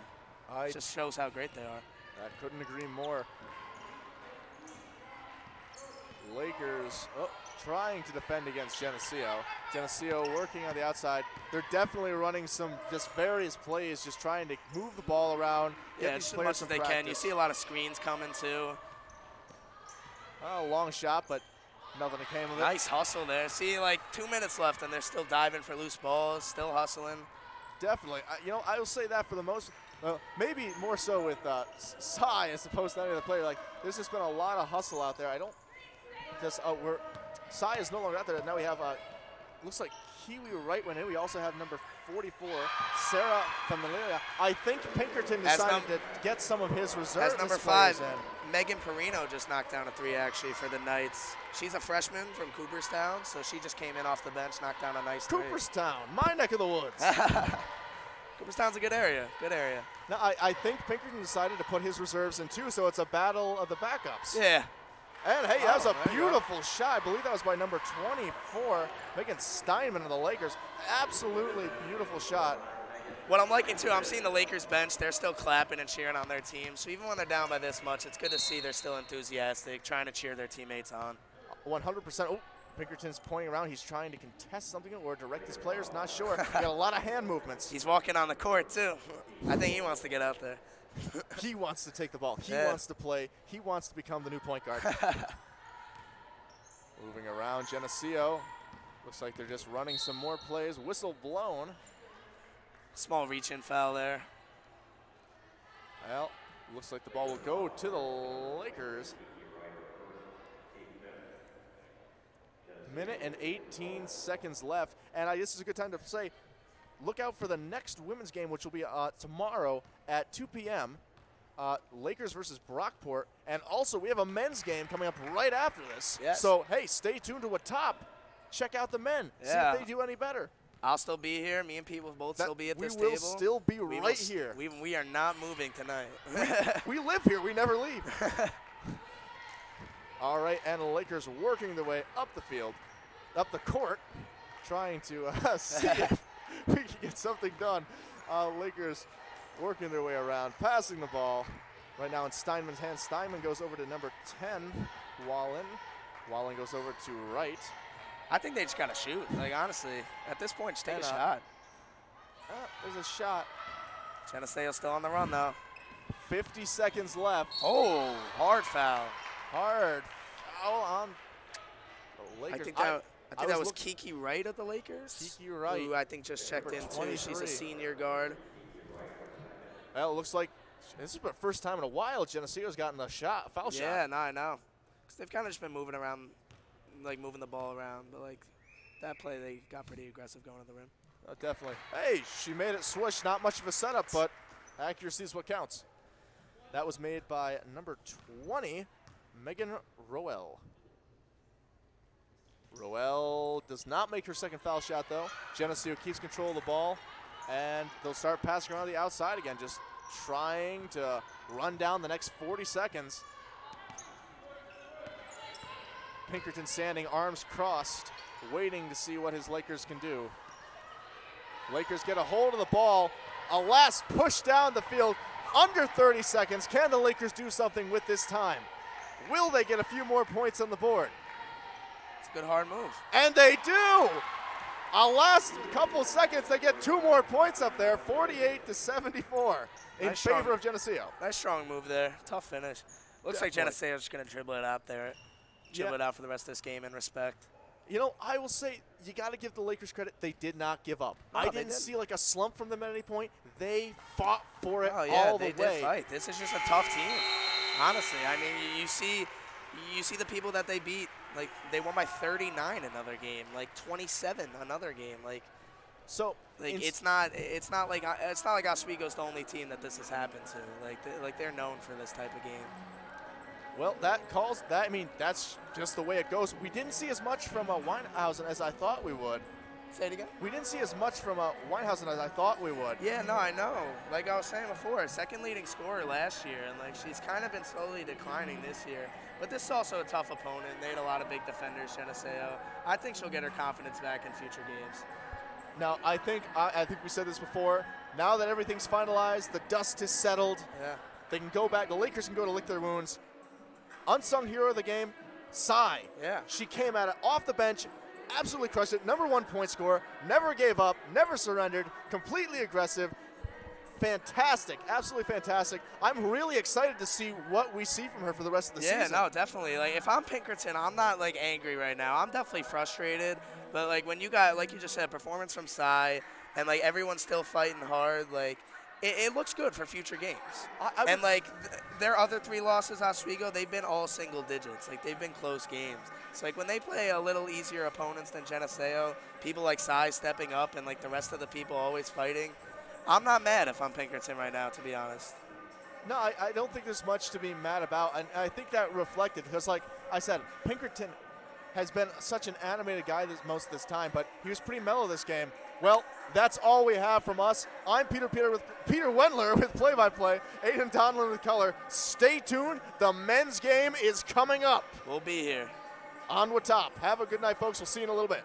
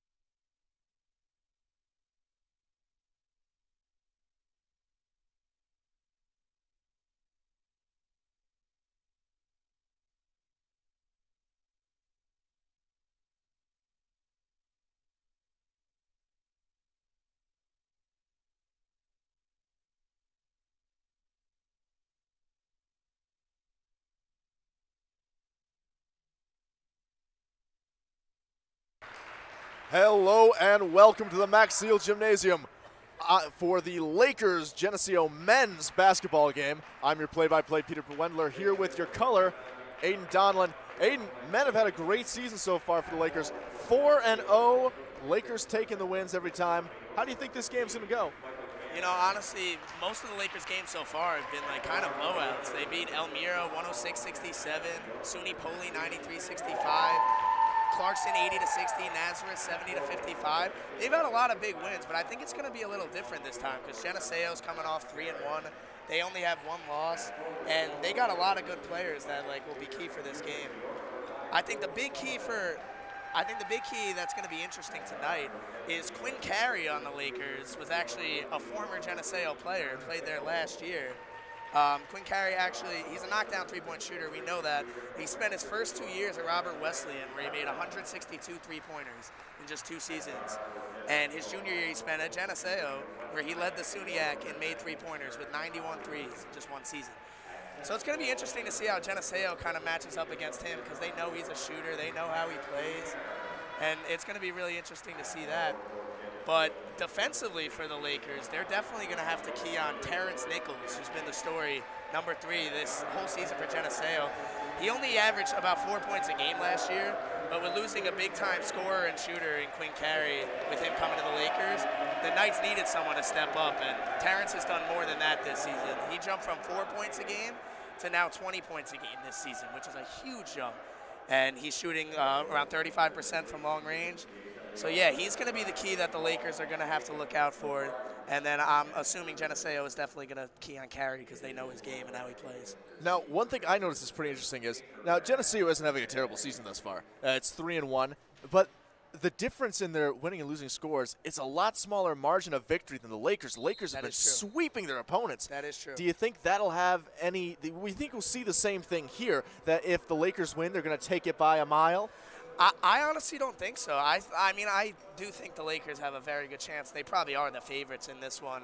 But I think with the stepping up of a guy like Terrence Nichols and them also knowing kind of like how Carey plays, I think that's going to be a really big factor. Yeah. So you think this will be a contentious game? I think so. You think we'll see a lot of physicality? Yes, definitely. As you can see now, Carey is they're all saying hi to each other, but Carey clearly knows all these guys. They just pat him on the back. They all know him. Well, no matter how it ends up, it's nice to see some good sportsmanship at the start. Looks Definitely. like the tip-off will be between number 3, Tyler Pierre. Yeah, he's a physical presence, 6'6" as their center. He led them in rebounds last year with 223. He's going to be a big deal this game. Lakers holding possession of the ball, working around the outside. Looks like a feigned pass-off. Number 5 in possession of it right now, Joe Sullivan. Sullivan trying to work it up, throws it over to number 10, Liam Sanborn. Sanborn works around to Tyler Pierre. Pierre gets it in, and Lakers are the first ones to score this game. That was a nice pass by Sanborn. He's kind of like their facilitator. He led the team in 90 assists last year. He sets up their offense a lot. He's a good player. Geneseo working around the outside. They're moving a bit faster than the Lakers did on their take. This is very fast-paced so far. Number 3 takes a long shot, doesn't quite go in. That was a shot by Terrence Nichols, and it's being pushed up by Sanborn. Sanborn working his way towards there. Pass over to number 11, Brandon Gartland. Gartland takes a shot, and it's good. 4 points for the Lakers. Great start for Oswego. Brandon Gartland with a nice mid-range shot. Geneseo passing it around. Ooh, looks like a bit of a fumble on 3's part, but Geneseo recovers, working around the outside. 34 is pleading for the ball, but it's not going to him. And that looks like number 10 trying to work his way up the middle. Number 10 has opportunity. He passes it back. Geneseo working around. Number 10, Terrence Rogers getting ready to make a shot. Passes it over to Alex Marriage. Marriage loses it. Goes out of bounds. Returns to Oswego. It'll start with Joe Sullivan. You know, they're coming out with great intensity right now. And I love that the bench is standing up, getting hyped too.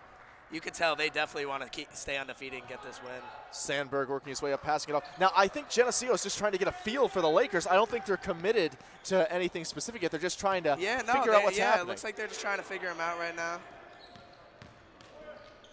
Ooh, Pierre gets a hold of it, tosses it up, and it goes in. That was beautiful. It just rolled off the rim into the net. Impressive. Yeah. You know, I definitely think Pierre is going to be a big factor this game.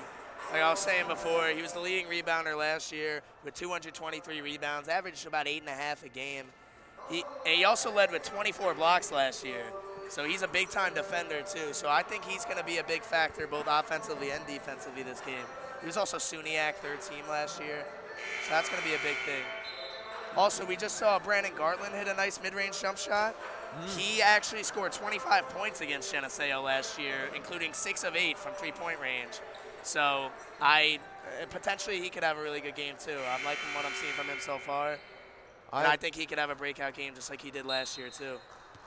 I'm sure Jason Leone is very happy with how the Lakers are starting this off. Geneseo getting the ball, moving it up there. Terrence Rogers pushing it up, passing it off to number 3, Terrence Nichols. Nichols working around, sending it back over to Rogers. Rogers throws it to Mank. And a whistle is blown. Lakers will get the ball.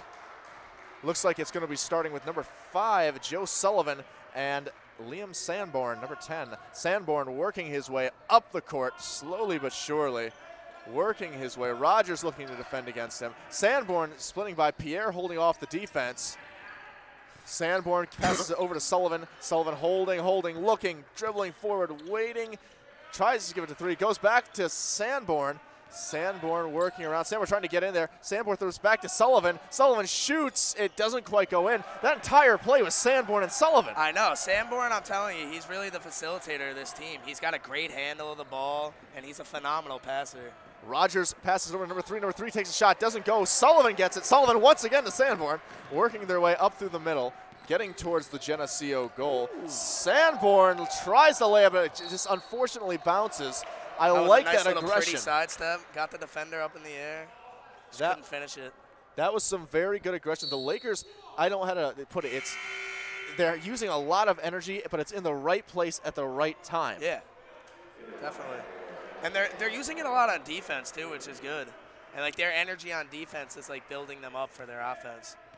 Once again, Rogers moving it up the court, a little bit slower than we've seen in the past. Sanborn standing there to contest him. Passes it over to number 21, Camp Keeley. Oh, but Sullivan is able to intercept, working up there. An opportunity for Sullivan. Sullivan holds up to wait for his team. Sanborn gets it. Sanborn shoots. Beautiful shot by Sanborn. Oh. And the Lakers lead 9-0 at 16:46. Lake Geneseo working their way around. Rogers has the ball. Rogers trying to cut towards the center. Can't get a good opportunity. I think it's that height that killed him in that instance.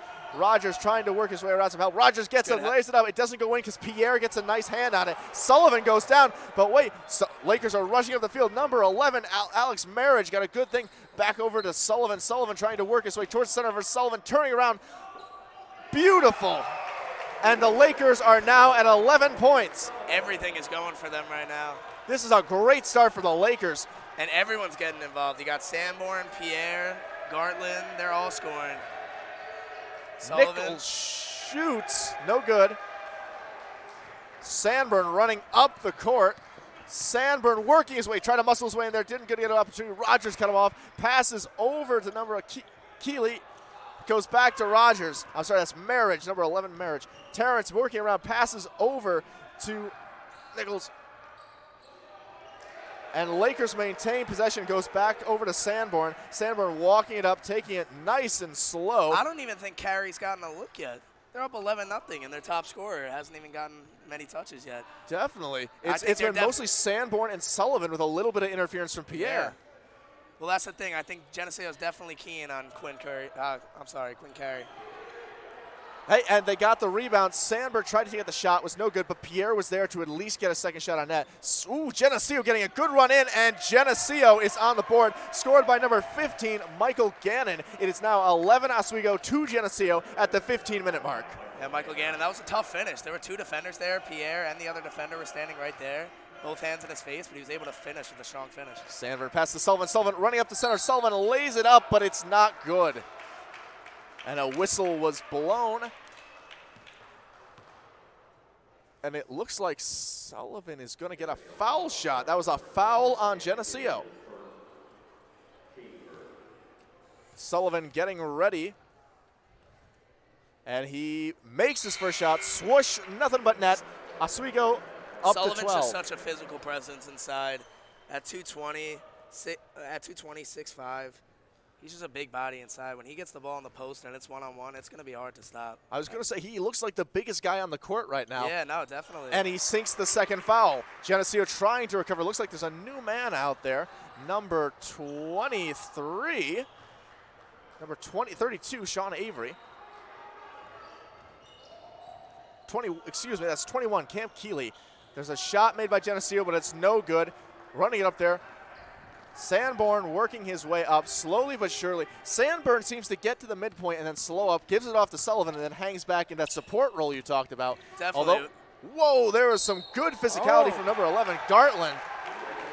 And it was nice move. 15 Oswego to Geneseo. What I was just about to say about Sanborn, though, he always just seems like very relaxed. Like from the beginning of this game, and like even other times I've seen him, he just always seems like comfortable. He never gets frazzled, even when they're pressing him at like half court. Definitely. He just always seems relaxed, and he never gets frazzled. Very cool character. Gartland completes the three-point play. There we go. And it's 16 Oswego to Geneseo. Geneseo working it up. Sean Keeley working his way around. A shot from number 15, Gannon, but it's no good. Sullivan gets it. Sullivan passes to Sanborn. Sanborn, once again, playing it cool, strutting up to the other side. Setting up the offense. Back to Sullivan. Sullivan looking for opportunity. Sullivan works his way in the center. Sullivan just doesn't make it connect, and he's very frustrated by that. Yeah, I would not want to be in front of him when he's coming at you full speed. No, he definitely. No, sir. He's just such a big body. Yeah, absolute beast. And for a big man, too, he's got a good handle, too, of the ball, too. Like, you get some strong big men that are just big inside, but, like, he's got a handle, too. Sullivan, and he's got a shot. Sullivan is getting another foul shot. That's 3 fouls on Geneseo at the 14-minute mark. Sounds like he made his first. Oswego is now sitting 17, Geneseo 2. Sullivan getting ready for his second foul shot. Coach Leon has got to be happy at this point. This is a fantastic start for the Lakers. We both thought this was going to be a fairly close game, but the Lakers seem to keep their trend up. And honestly, Terrence Nichols has been the story like their whole season, and he hasn't really been getting any touches. I think Geneseo's got to start to look for him more if they're trying to get back in this. And right now, number 15, Gannon has possession. Gannon is working around, passes it over to Walter. Excuse me, Keeley. Keeley does not get the shot in, though. Ball is in possession. Nice strong move. We'll go back. Oh, and it looks like Keeley is going to get a foul shot. That is the first foul for Oswego. Oswego sitting at 18 points, Geneseo 2 at the 13:45. Keeley getting ready, takes his shot, and it is no good. Another try, though. Now, what do you think, Coach Minton from Geneseo, what do you think he's thinking right now? Do you think he expected such a performance in the Lakers so early on? Yeah, I mean, I think they've been like kind of keen on Carey, and I don't think they really expected like these other guys to explode like right off the bat. Sanborn passes over to Gartland. Gartland over to number 24, Duratovic. Duratovic goes back to Sanborn. Sanborn over to Gartland. Gartland working his way around. Gartland to Duratovic. Duratovic lays it up, doesn't quite get in, and Geneseo gets a hand on it, fighting each other for it, looked like. Keeley working his way up the field. Sanborn will contest him. Keeley going in for the center. Keeley gets down, but tries to get it back. No good. Gartland intercepts. Gartland working down there, trying to get ahead defense. Goes over to Sanborn. Sanborn looking. Opportunity, trying to go in the center. Goes over to Pierre. Pierre tries to lay it up, and it's no good. Bounce off the inside, but Oswego maintains control. Gartland showing for another shot. Sanborn gets it, waiting, and throws it over to Tyler Pierre. Pass there. Beautiful opportunity. Sullivan takes a shot, but it's too far, and it will go back to Geneseo. Here comes Nichols. Let's see if he could do something. Geneseo. Nichols looking around, trying to find someone. Nichols heads it over to Marriage. Marriage lays it up, but it's no good, and it goes back to Sullivan. Laker control. Laker gives it off to Sanborn, and Sanborn, he's just strutting down there. Slowing it Saturday down. Night Fever, cool walk over to the board, and it's back to Sullivan. Sullivan gives it back to Sanborn. Sanborn, cool as ice, heads it over to Sullivan. Sullivan looking around. Sullivan gives it over to Dvorak, and then it goes up. Gartland couldn't quite make that shot. Back to Geneseo. Keeley's working it down. Keeley is trying to get in there. Keeley can't do it. Muscles back out to number 34, Mank. Right now, Keeley has it again. Mank passes it back to him. Keeley's trying to muscle his way in there. Can't quite get a good layup on it. But, hey, it goes in. And Geneseo's up to 5 at the 12:07. I think Keeley's strategy is very interesting. He seems to use his lower stature to his advantage by literally going underneath the arms of the Laker defense. He definitely uses his body to his advantage. I mean, even though he's up top a lot, like around the perimeter, like when he goes to the rim, he uses his body to his advantage, and he's really crafty around the rim, like you just said. He's using his arms to maneuver around. Like, tough finish there. I would not look at him and say this is a stellar basketball player, but he is proving that wrong every time he goes out there. And Geneseo did make that shot. Keeley got one of his fouls. It's now 6-18 in favor of Oswego.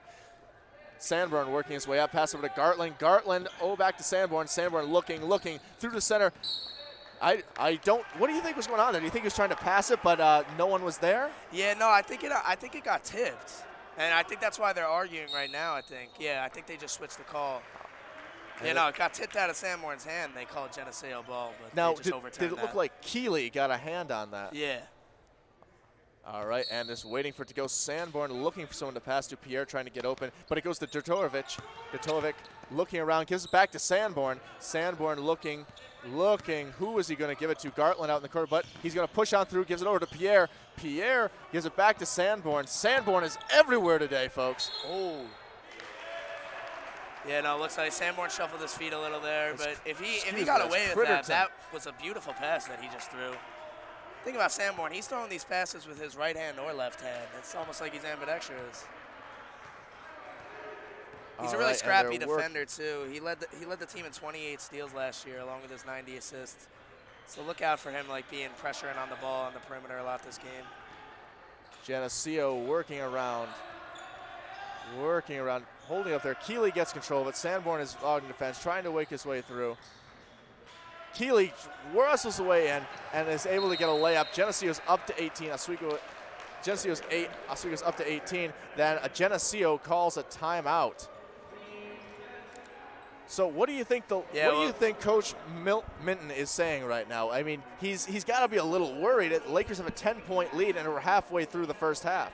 Yeah, I mean, I think when it was 18-2, he was definitely feeling worried. But as you could just see, like the past couple plays, like they've been getting buckets. Like the same guy, like going to the rim, using his body. Like they've been getting a few buckets. So I think if they keep going to him and just be relaxed and move the ball, like. I think the coach is content right now. The fact that they cut this to 10, that easily could have spread to like a 20-point lead. But they cut it to 10. If they can get it into single digits now and make this a game, I think that's probably what he's telling them right now. Just keep it going. And it looks like we're getting back out to the action. This ball will start with Sullivan. Getting ready to go to Sanborn. Sanborn gets it trotting out, not his normal slow walk. See what he does. Pass over to Critton. Passes back to Sullivan, goes to Sanborn. Sanborn running around, goes to Tyler Pierre. Pierre working, goes it over to Sullivan. Sullivan shoots and sinks it. Beautiful shot by Sullivan. 21 Oswego, 8 Geneseo. That's the thing with Sullivan. He's an inside guy, big presence inside, but he can still knock down the three. That's good to have when you got both like that. 3, Terrence Nichols on Geneseo is working his way up, contested by Gartland. Throws it over to Keeley. Keeley looking around. Keeley takes a shot, and he sinks it as well. That's a very impressive shot. That's the 3rd bucket in a row for Keeley. The other 2 were nice, strong finishes at the rim, but that was a nice mid-range shot. He's showing a little bit of his other part of his game, too. Oh, Critton has the ball, digging in deep, tries to lay it up, no good, gets to Gartland. Gartland lays it up, but it's too wide. Pierre's able to get a hand on. Pierre gets it in. Pierre's just a bully inside. 6'6", 220. It's hard to beat that kind of size when you're that deep into the post. He's an impressive guy out there. I remember him from last year. Like, his name was getting called all the time. Oh, yeah, no. Like I said, he was the leading rebounder and led with 24 blocks, 223 rebounds. Interesting jump by number 3 there, Terrence Nichols. He got some air on that one, able to lob it in. Terrence Nichols is definitely very athletic. That was one of his first shots this game, I'm pretty sure. They'll probably keep looking at him more. He's one of their main scorers. Sullivan passes to Sanborn. Sanborn looking around for someone to give it to. Sanborn gives it to Gartland. Gartland looking, gives it back to Sullivan. Gartland goes down, but Sullivan holds on to the ball. Goes to Pierre. Pierre looking to work. Pierre, doesn't quite get it high enough. Goes back to Nichols. Nichols working his way up the court. Nichols trying to find where it works around. Gartland is able to contest it, though. Goes to Keeley. Keeley working, and is not able to get it up there. Gartland and Pierre are there to block him. It seems like Keeley and Nichols are the main guys for Geneseo. I've been calling their names so much. Yeah, no, definitely. I mean, Keeley, it's kind of been all Keeley for like the past 5 minutes. He got 2 nice moves to the basket, a mid-range shot. Now he's fouled, going to the line. And it looks like there's another foul shot for Geneseo. It's 3 fouls Geneseo, 3 fouls Oswego, 23 Oswego, 13 Geneseo, and we're at the 9:15 mark. Plenty of time left in the game. I'll say right now is Sullivan, he's sitting at the highest amount of points for the Lakers right now at 9. Keeley, he's not up there yet. The highest number they have is 9, and that's Zach Panzolino. Now, Sanborn working his way up the court. Sanborn hands it off to Sullivan, hands it off to number 33 on the Lakers. Sanborn moving around. Goes to Sullivan. Sullivan working through, lays it up. Sullivan gets another point, bringing up his point total for the game to 10.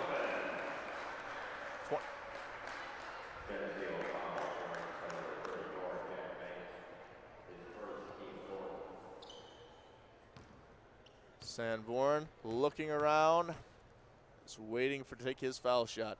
And it goes up, and he is not able to sink it. But Pierre is able to keep it in Laker possession. Pierre has the ball, pass off to Sanborn. Sanborn looking around, tries to get over, gets it over to number 15, Tim Marshall. Marshall working, gives it over to 5, Sullivan. Sullivan trying to get in the center. Sullivan gets stuffed, though.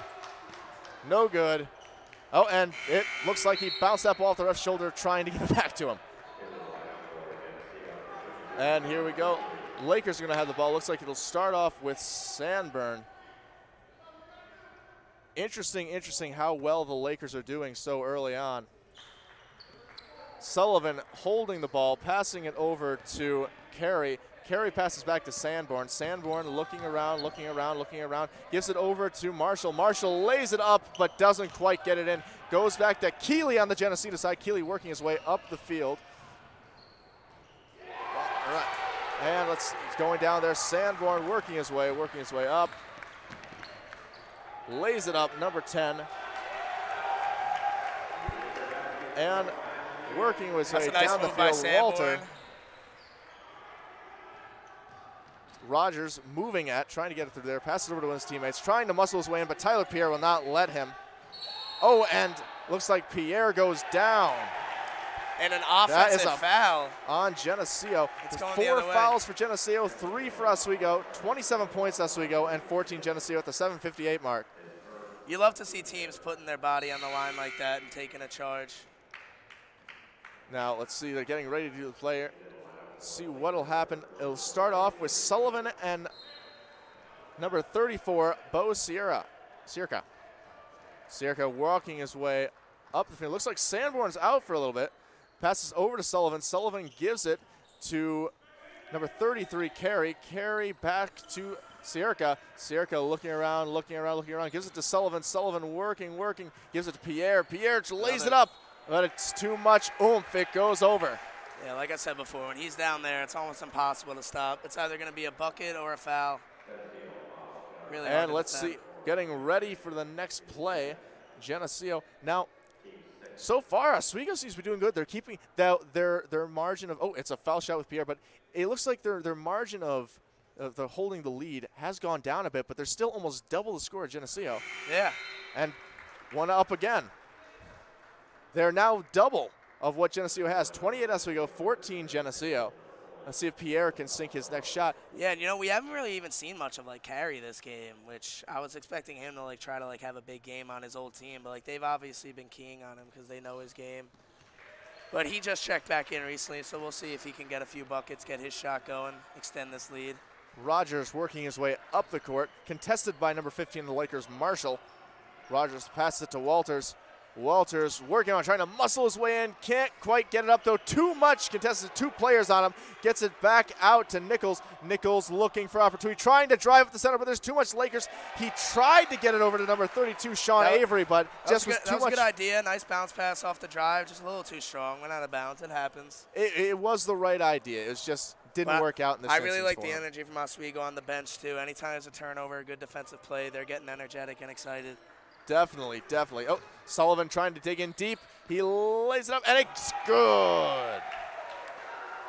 Goes over. Now in possession of Rogers. Rogers working his way, passing it over to Avery. Avery back to Rogers. Avery has it. Avery looking to give it over. He gives it to Nichols. Nichols trying to dig in deep, but he's too contested. He can't quite get it in. He does a high pass over to number 10, Rogers. Rogers working his way. Rogers trying to get a shot. The Laker defense is too strong. Nichols in possession of the ball. Nichols working. And Nichols takes a shot, but it's no good. And Marshall will pick it up. Marshall. Nice pump fake there by Nichols. Headed down the court. Couldn't get the shot to go down. Oswego, they're slowing it down here a little. Just trying to run some offense. They got a good lead. No need to force anything. But Sullivan was feeling it there. Second chance opportunity. Now, I'll say Tyler Pierre has been doing a fantastic job today getting those rebounds. He's been there every time, and he's been right where he needed, giving those Lakers that extra opportunities, getting a few points along the way. And he's big, but he's also physical, too. He boxes out. He uses his body. It's not like he's just a tall stiff. Right now, possession number 34, Bo Sierka. Sierka passes it over to Sullivan. Sullivan looking for opportunities. Sullivan, a long chuck to Marshall. Marshall trying to work his way back, and he gives it over to Sullivan. Sullivan shoots, but it doesn't go in. It toilet pulls out, but Pierre, once again, there to get the rebound. Oh, and a call has been made. A foul against, it looks like a foul against the Lakers.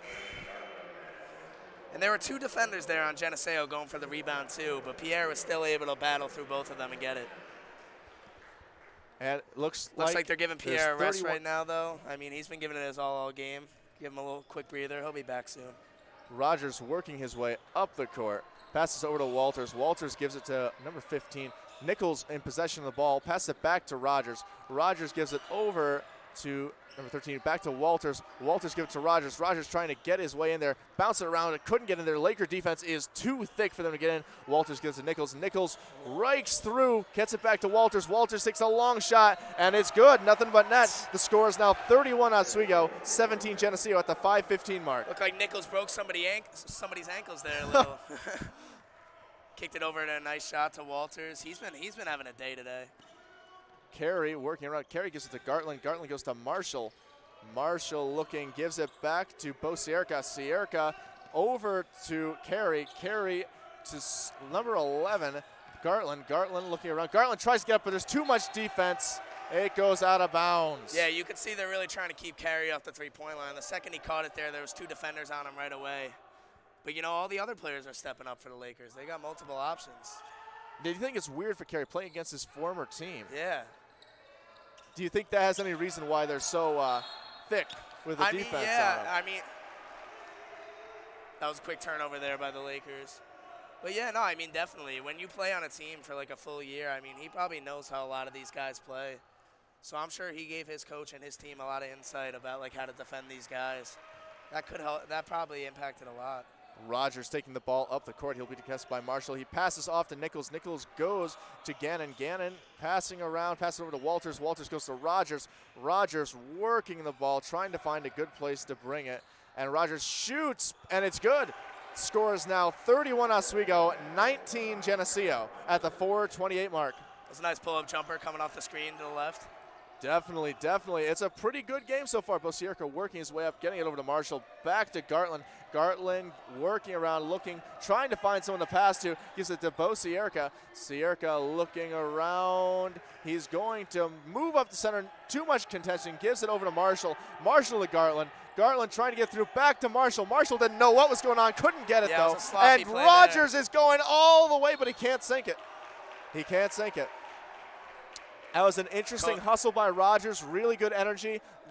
Geneseo seems to be doing a lot of that stuff, like capitalizing those opportunities. Oh, yeah, definitely. Coach Leone looks a little angry right now. I'm not sure if he's angry at the ref or his like own players. I think a little bit of both. It is. It's interesting. Now, I'm not sure why. It doesn't seem like the Lakers haven't been playing very sloppy. They're in the lead. Yeah, no, they've been in complete control. They just seem confident, honestly. I mean, like, even though this is a good 3-1 team, probably better than their opponents previously, from the beginning, they've just seemed relaxed, comfortable, and confident. And Geneseo is definitely still in the game, but Oswego's been maintaining control. It looks like player number 15, Tim Marshall, he's coming off the court with a slight limp. Yeah. Hopefully he's able to recover later on. Nothing serious. Rogers getting ready to take a foul shot, and he sinks it. The score is now 21 Geneseo, 31 Oswego at the 3:59 mark. Yeah, it looks like Tim Marshall's just walking it off. He's stretching over on the wall there. But he should be all right. It looks like Sanborn is back in the court, though, going up against Rogers. Sanborn to Gartland. Gartland over to number 34, Bo Sierka. Sierka looking around, giving it over to Sanborn. Sanborn working his way, trying to get up to center, gives it over to number 24. Gartland takes a long shot, and it goes in. Beautiful shot by the Lakers. Rogers on the Geneseo. Gartland at 6 threes, 25 points against this team last time, so they've been trying to keep him off the perimeter, but clearly there he knocks down one. He'll probably get a few more for this game. And Geneseo takes a shot, but it's not going to go in. Gartland gets a hand on the ball. Best to Bo Sierka. Sierka working his way up the court. Sierka looking around, trying to find someone to pass to, an option to go. He will give it over to Crichton. Crichton passes it over to Gartland. Gartland looking around for someone to give it to. Gartland goes off to Sanborn. Sanborn looking for a player to pass to. Sanborn working around, looking for someone to go to. And he tries to work up center, no good. Goes back to Gartland. Gartland takes another long shot, but it's a little too far. Geneseo getting control with Rogers working up the court. Marriage on his side. Marriage gets the ball. Marriage back to Rogers. Rogers looking around, looking, goes in, tries to get it, can't do it, passes it back, and then a long shot. It's just a little too much force. Gartland gets it and goes to Sanborn, and once again, that cool walk. Yeah. He just always seems relaxed at any point in the game. The score is 34 Oswego, 21 Geneseo at the 2:31 mark. Crichton has the ball, getting ready to try to set the Lakers up, get some more points. He gives it to Sanborn. Sanborn's looking around, looking, gets it over. He goes up the center, he tries to get it in, but it's stopped. That's a good and a whistle move. Is blown. And, you know, because of the great passer he is, Sanborn, when he drives, like, it's almost like Geneseo is expecting him to make a nice pass or dish it out. So when he actually goes and attacks the rim and, like, looks for a shot, it makes it a lot harder on the defense because they're not really expecting it, as you see right there, him going to the line. Sanborn's been doing pretty good with some long shots today. Let's see if he makes these foul shots. The first one, unlucky, didn't quite go in. Nothing he can do about that. That one just kind of rattled out. Not a bad shot, just unlucky, honestly. And getting ready to set up for the next shot.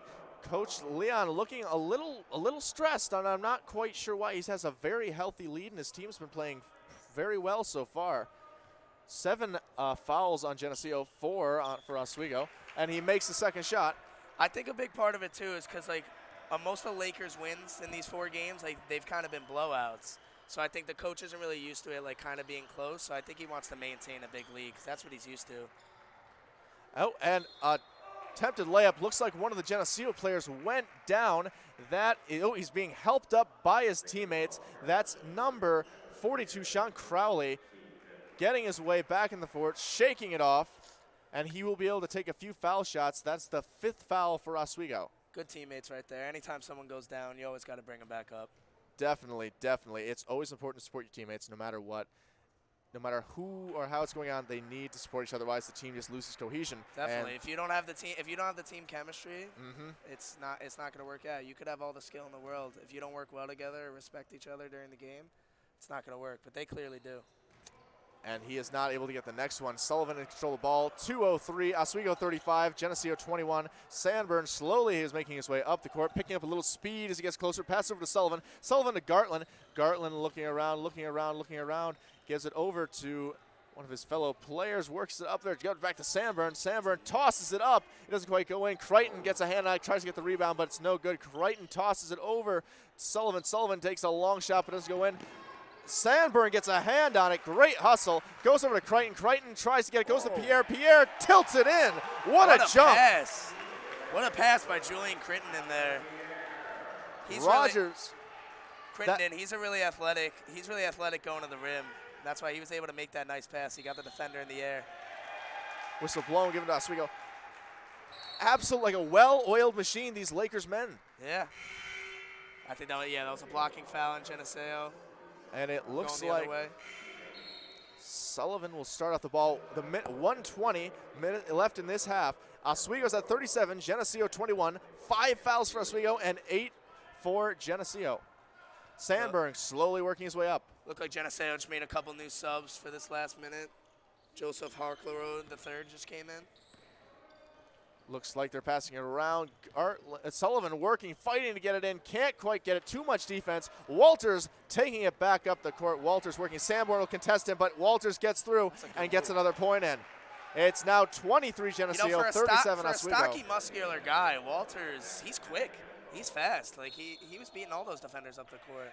Well, like I said before, you look at him, you don't expect him to be a basketball player. You see him, you're thinking a football player, hockey player, something. My guess would have been wrestler. Right, that too. And it looks like we're going to have Tyler Pierre take a foul shot, the 9th foul for Geneseo.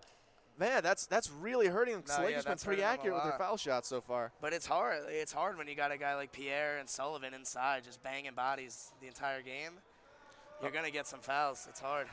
Pierre couldn't make it. Walters taking it up the court. Sandberg will contest him. Walters working his way up, Walters takes another shot. This one does not go in, and Crichton gets a hand out. Crichton trying to take advantage of an opportunity, but he holds up and waits for the rest of his team to catch up. Walters passes it over to Sandburn. Sandburn being cool, being casual, maybe he's trying to run out the clock. Any thoughts on that, Aiden? You think he's trying to run out the clock? Yeah, I think they're just going to hold for one here. You might as well. I mean, you don't want to give Geneseo another chance to score before the half ends. So they're going to try to get a good shot, run as much clock as they can. No good. Sullivan tried something. Geneseo gets it. 8 seconds left. Walters trying to get it in there. He gets it. One last shot, but it's no good. They got a clean look. And here we are at the end of the first half. Oswego, 37 points. Geneseo, 23. And we're getting ready to go into the halftime. To be honest, I don't really know why Crittenden didn't take that shot right there. Just pointing that out right quick. There was like a couple seconds left. He could have took a half court, but he just dribbled it out. I would have to agree with that. It seems like even if he had lost possession of it, which given how well oiled the Lakers have been in this game so far, it wouldn't have happened. They probably wouldn't have had enough time to capitalize on it, the Geneseo. Yeah. Now, I don't think either team's playing very poorly right now. I think they're both doing stellar. Oh, yeah, definitely. I think Geneseo, like from the beginning, like they're definitely trying to keep Carey off the perimeter, and Gartland scoring 25 against them last year, and he's a big-time shooter. They're trying to keep him off the perimeter, too. So, like, that's why you haven't seen much from Carey and Gartland this game, but that's where all the other guys have stepped up. All right, and stay tuned, folks. Stay to WTOP 10. We'll be right back after the halftime with more men's Lakers basketball action here at the Max Seal Gymnasium.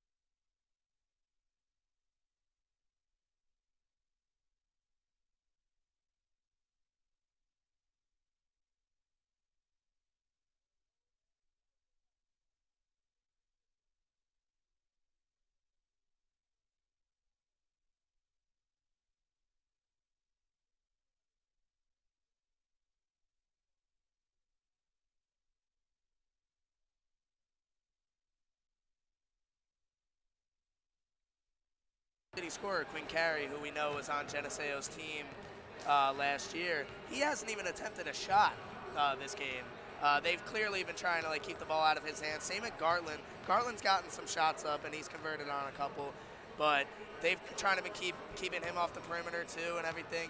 But everyone else has been stepping up for the Lakers. I mean, you got Liam Sanborn, who's been stepping up. You got Joe Sullivan inside, banging bodies inside and knocking down a couple outside shots. Pierre, we know, has been cleaning the glass, rebounding, getting blocks. So, yeah, their top 2 scorers might not be doing great, but everyone else is stepping up. And then, that's the great thing about the Lakers. They got a lot of players. They got a lot of options. It's not just 1 or 2 guys.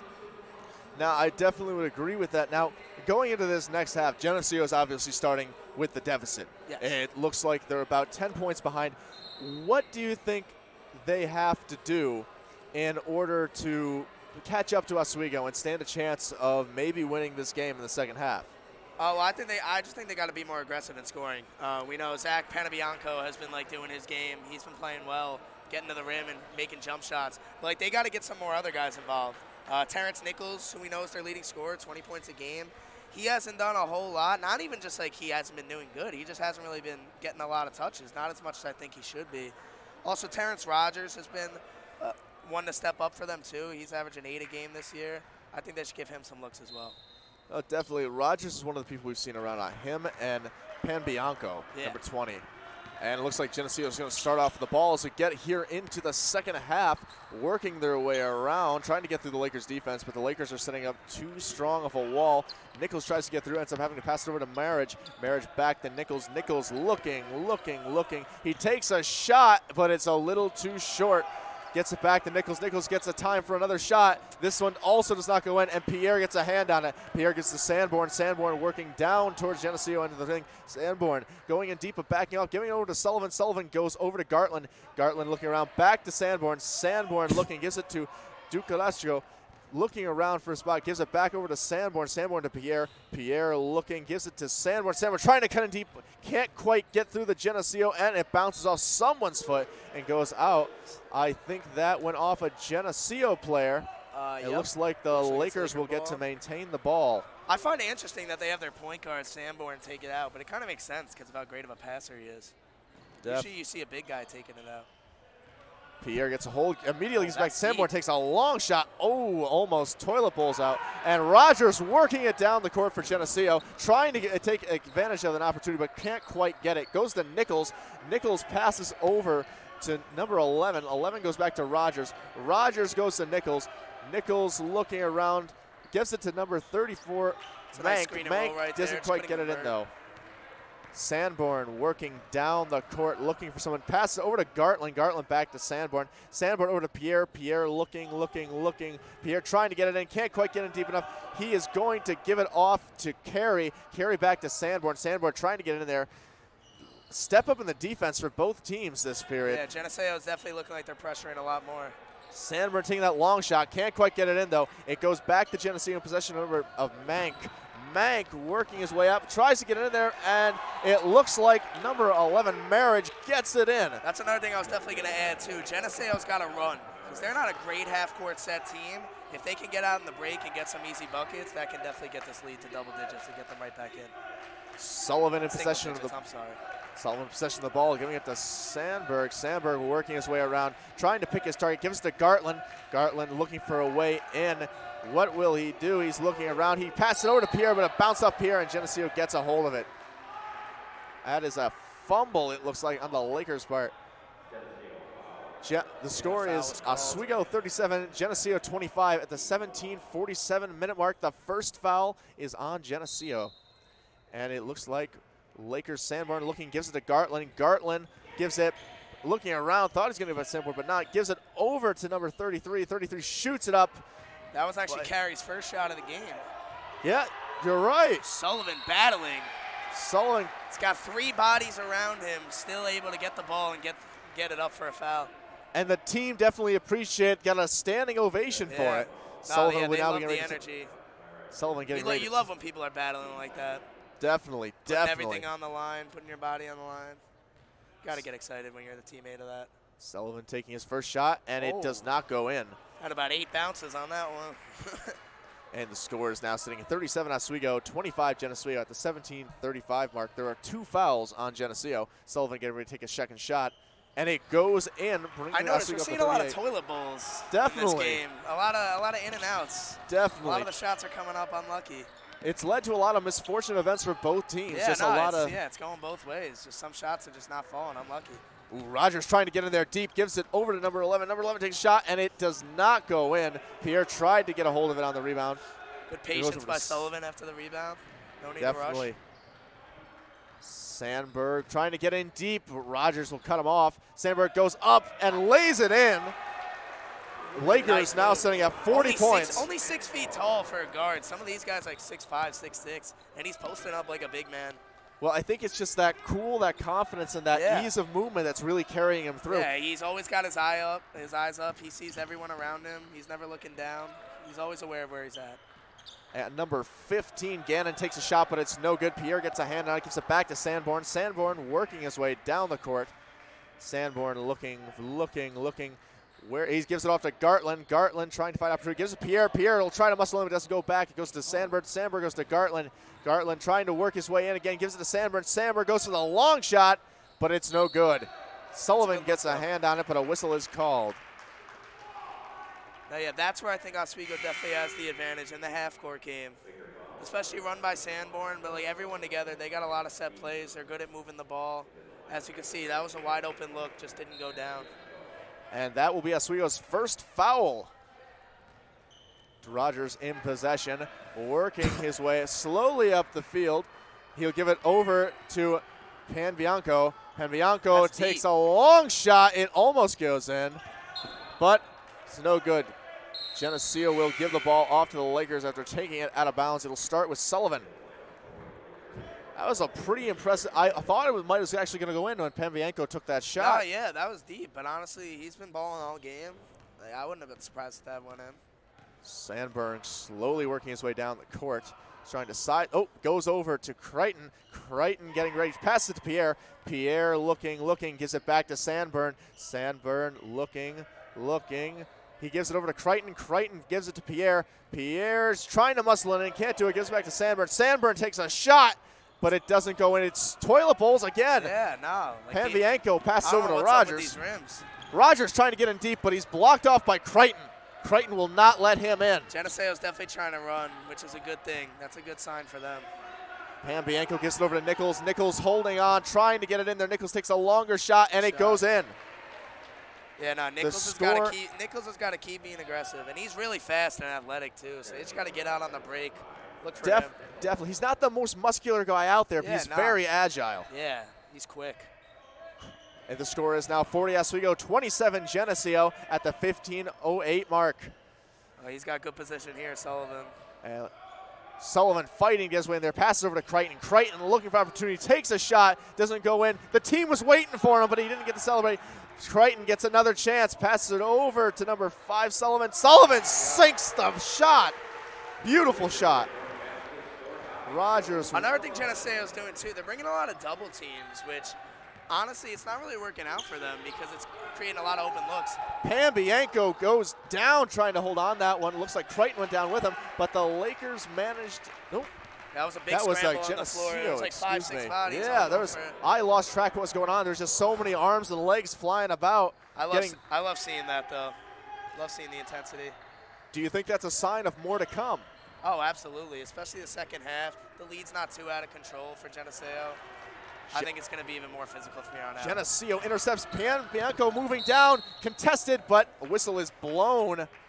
And that looks like it's going to be a foul on somebody. And it's a foul on Oswego. That's the Oswego's second foul of the game here at the 14:10 mark. Looks like Panbianco will start off with the ball. Lakers and Geneseo getting ready. I saw the coach signaling something. I think they're trying to run an inbounds play here. Maybe not. Geneseo maintains. Rogers has the ball. Rogers throws it to Nichols. Nichols looking for someone to pass to. He gets it over to Rogers. Rogers back to Nichols. Nichols gets it over to Panbianco. Panbianco looking for a shot. Can't get an opportunity. Back to Nichols. looking. Nichols is trying to figure out a way to go. The Lakers, That's a deep. long shot. Oh, he sinks Great it. shot by Nichols. Wow. One thing that's really smart by the Lakers, too, they're playing a zone right now, too, because aside from Nichols, Geneseo's not a great group of shooters, so they're trying to make them force them to shoot from the outside, but Nichols converted right there. No, I definitely noticed that. Like the Lakers are doing a really good job on keeping away the close-up game. Definitely. It's just Nichols. He's the anomaly that's allowing them to still score. Pierre trying to get a shot in there, but no dice. It goes out of bounds, given to the Lakers. Yeah, no, this Geneseo squad, they're more of a group of slashers, like trying to go to the rim, athletic bunch. They're not really great shooters, so Oswego's trying to like make them prove that, and Nichols just did that right there, though. And here we are at the 13:24 mark, 43 Oswego, 32 Geneseo. Sanborn getting ready to start the playoff. He will toss it over to Pierre. Pierre looking for someone. He'll hand it off to Crichton. Crichton looking around. Oh, and he loses it, but Sullivan gets it. Sullivan shoots. It's a little short, though, but Crichton tips it in. Crichton for the points, 45 Oswego. Looks like Sullivan's trying to command the defense right now. They look like they're fired up. Geneseo needs a bucket here before this league gets even worse. Nichols trying to rush his way in. Pambianco on two, but the Laker defense is not having it today. Pambianco waiting, trying to think of something to do, trying to get in closer, not able to do it. He can't get a shot. He's got to pass it off. Nichols is able just to get it. Nichols working around, looking, trying to get in that center, but it tosses up and it's too short. That's a good move. Definitely. You know, it's definitely harder against the zone to drive to the rim because you got guys in multiple spots. It's not just one guy covering you. And it looks like Nichols looks like this half. He's getting more aggressive. He's able to get to the rim, as you can see there, getting to the line.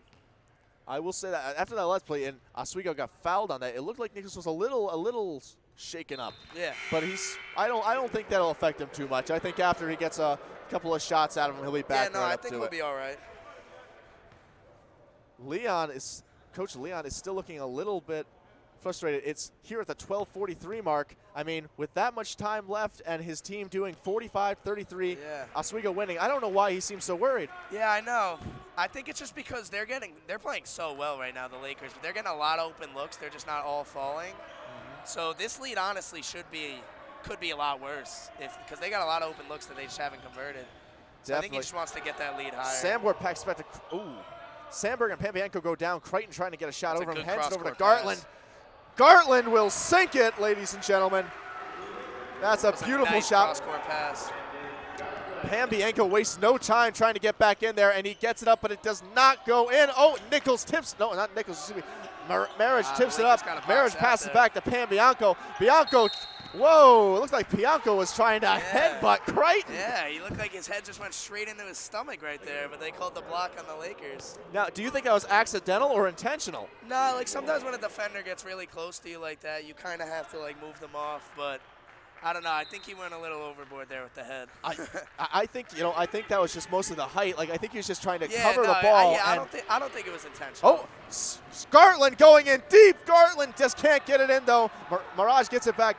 Holding on, Geneseo moving it up. Nichols has possession, trying to work it up. When he's running. I thought we were going to see something from Gartland there. That would have been great play, absolutely great play. Geneseo working around. Pambianco trying to get up there, tosses it over to Jericho. Jericho doesn't get the shot though. Goes to Crichton. Crichton gives it to Sandberg. Sandberg working his way down over Pierre.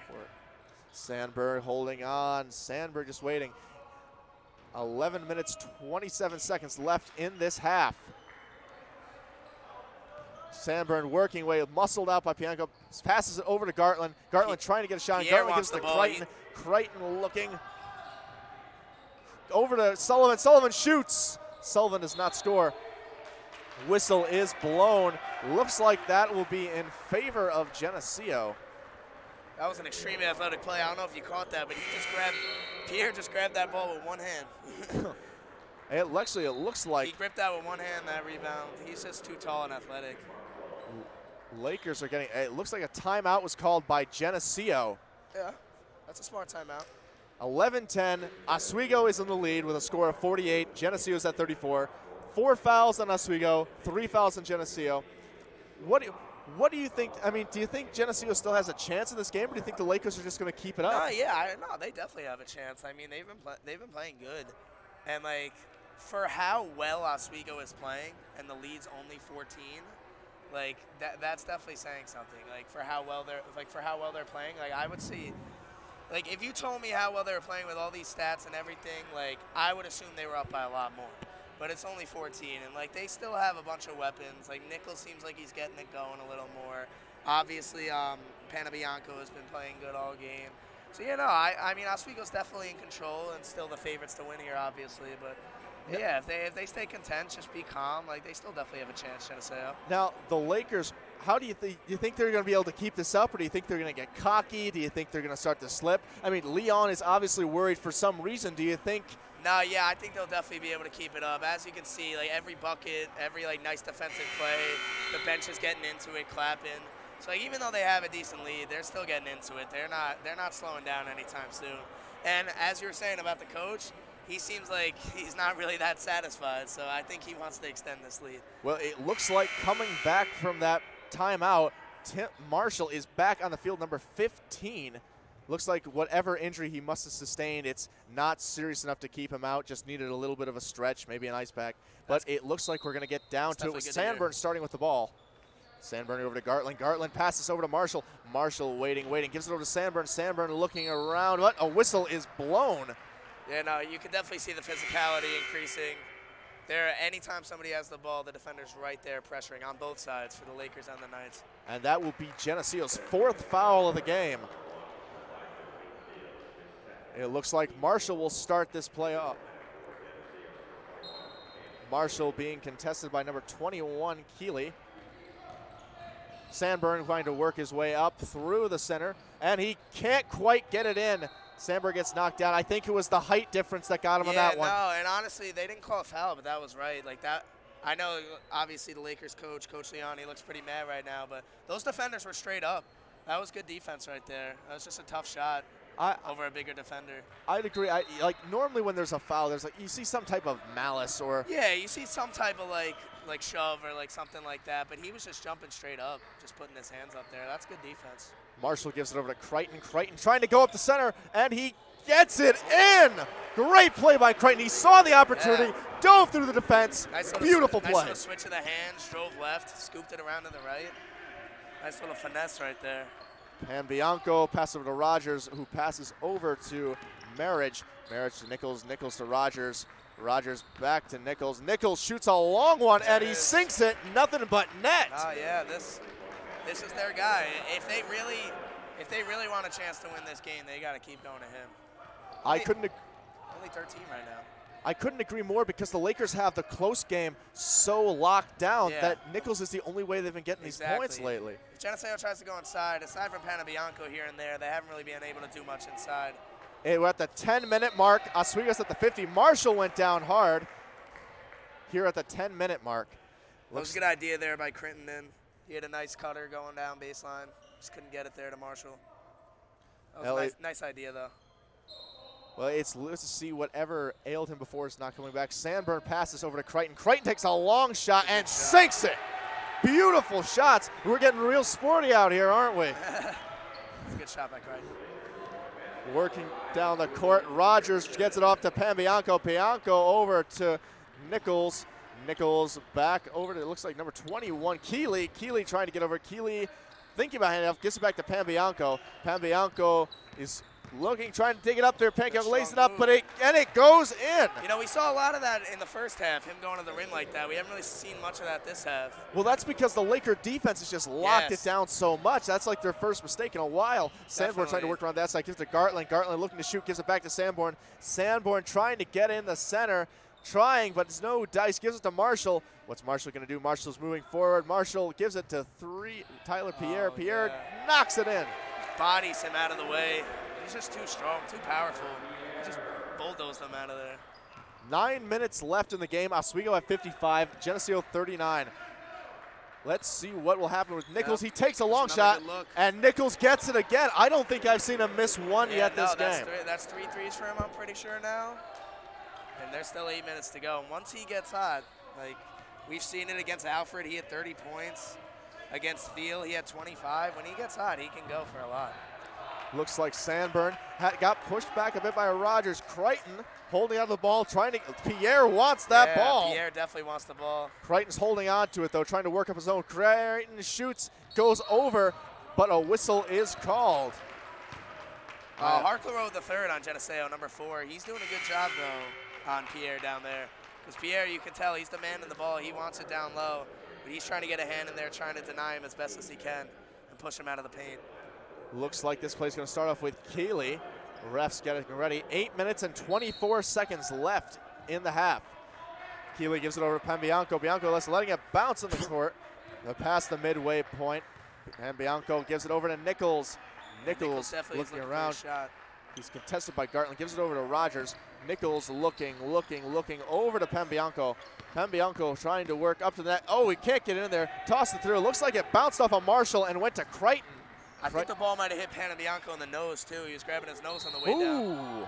Crichton just took down that Geneseo player. Can't see what number he is. It looks like number 10, Rogers. No, yeah, that was definitely a good, strong move, but good awareness. Good awareness by Rogers. When someone's coming at you like that full speed, you just got to stand still, take the hit. You got to sacrifice sometimes. Well, it's taking one for the team, as they say. It looks like we're at the 8-minute mark, working his way down. Rogers dribbling the ball. Crichton getting ready to defend, to contest him. Rogers holding on, biding his time, trying to think of a good way to do. Gets it over to Pambianco. Pambianco is trying to get it up close there, but he's being contested by too many Lakers. A long shot that does not go in from Keeley. Good box out by Sullivan right there. Marshall was able to clean it up. Marshall gives it off to Sandburn. Sandburn looking for a place to put it. He's contested by Rogers. Sandburn trying to cut in. Sandberg sees opportunity, and he sinks it. Sandberg, what a play. Like I said before, ambidextrous. He can go right, left, handling it and finishing it. Either side, he's good. It's going up there. Nichols packs over to Pambianco. Pambianco is contested by Sandberg. They're trying to force Panabianco left, it looks like. Oh, and the whistle is called. That was I believe that was a foul against Geneseo. The time is 7:09 left in the half. 57 Oswego, 42 Geneseo. I don't know. Who do you think at this point? Do you think Oswego is going to take it? I do think Oswego is going to take it, but I don't think it's going to be a blowout. I think Geneseo could even maybe cut this down to single digits. I will. I don't see this getting out of hand at all. I think it's going to stay like around the 10 to 15 mark for the rest of the game. I would have to agree. I think. Oh, and Sullivan and Pambianco go down. Rogers gets the ball. He's trying to push up before the Lakers can get there, but they get there in time. Pambianco comes at the rear and cannot make the shot. Number 34 tries to get it in, but can't do it. Sandberg rushing down, trying to get Pambianco contest him. Goes to Crichton. Crichton shoots, but he does not score. Pambianco working his way up. Little bit speedier. Time is of the essence. There's only 6 minutes and 30 seconds left. Nichols standing back. Nichols, will he go for another long shot? He is contested by Gartland. He's just holding off, waiting for the opportunity. He goes it through. Oh, but Gartland does not let it go through. He was trying to pass over to number 34, Mank. What a the Lakers seem to be sacrificing themselves from time to time just to make sure that they get that right thing done. Make sure that that play goes the way they need it to. Yeah, no, definitely. And let's see the back to the action. Geneseo holding the ball. Nichols takes a long one, but it does not go in. It seems like the steam is starting to die down with Nichols and his long shots. If I'm the coach though, I'm not mad with Nichols taking that. When you're down 15, you gotta take some chances with deep balls. And Gartland goes down again. Pambianco and him trying to fight for that ball. Gartland's just throwing himself everywhere at this point. No, he's reckless today. He's always like that though. Now, I just think it's interesting that this late in the game with such a lead, he's taking those types of risks. His whole body came off the ground trying to keep that ball away from Pambianco. Yeah. Well, this is a good team, and obviously it's Carey's old team, so you probably really want to win for that reason too. Mm-hmm. Let's see, and it's a shot from Mank. Mank does not sink it though. Sullivan has it. Sullivan gives it to Sandburn. Sandberg and Sullivan working their way down the court. Good speed. Sandberg's contested, but he goes through, and he's not able to sink it. Crichton, though, there to get the rebound, puts it in. Fantastic teamwork. Lakers and Geneseo holding Sanborn's off. going to the line on that. And that was a good play to the rim. He kind of like cradled the ball, kind of like a running back, like football play actually. And he just kind of protected it. Defender still tried to get in there though, and he drew a foul. It was a good play. Hey, Sandberg was able to sink that first foul shot, bringing the Lakers up to 58. Geneseo at 42. 5:45 is the amount of time left after this next foul shot, which Sanborn will sink.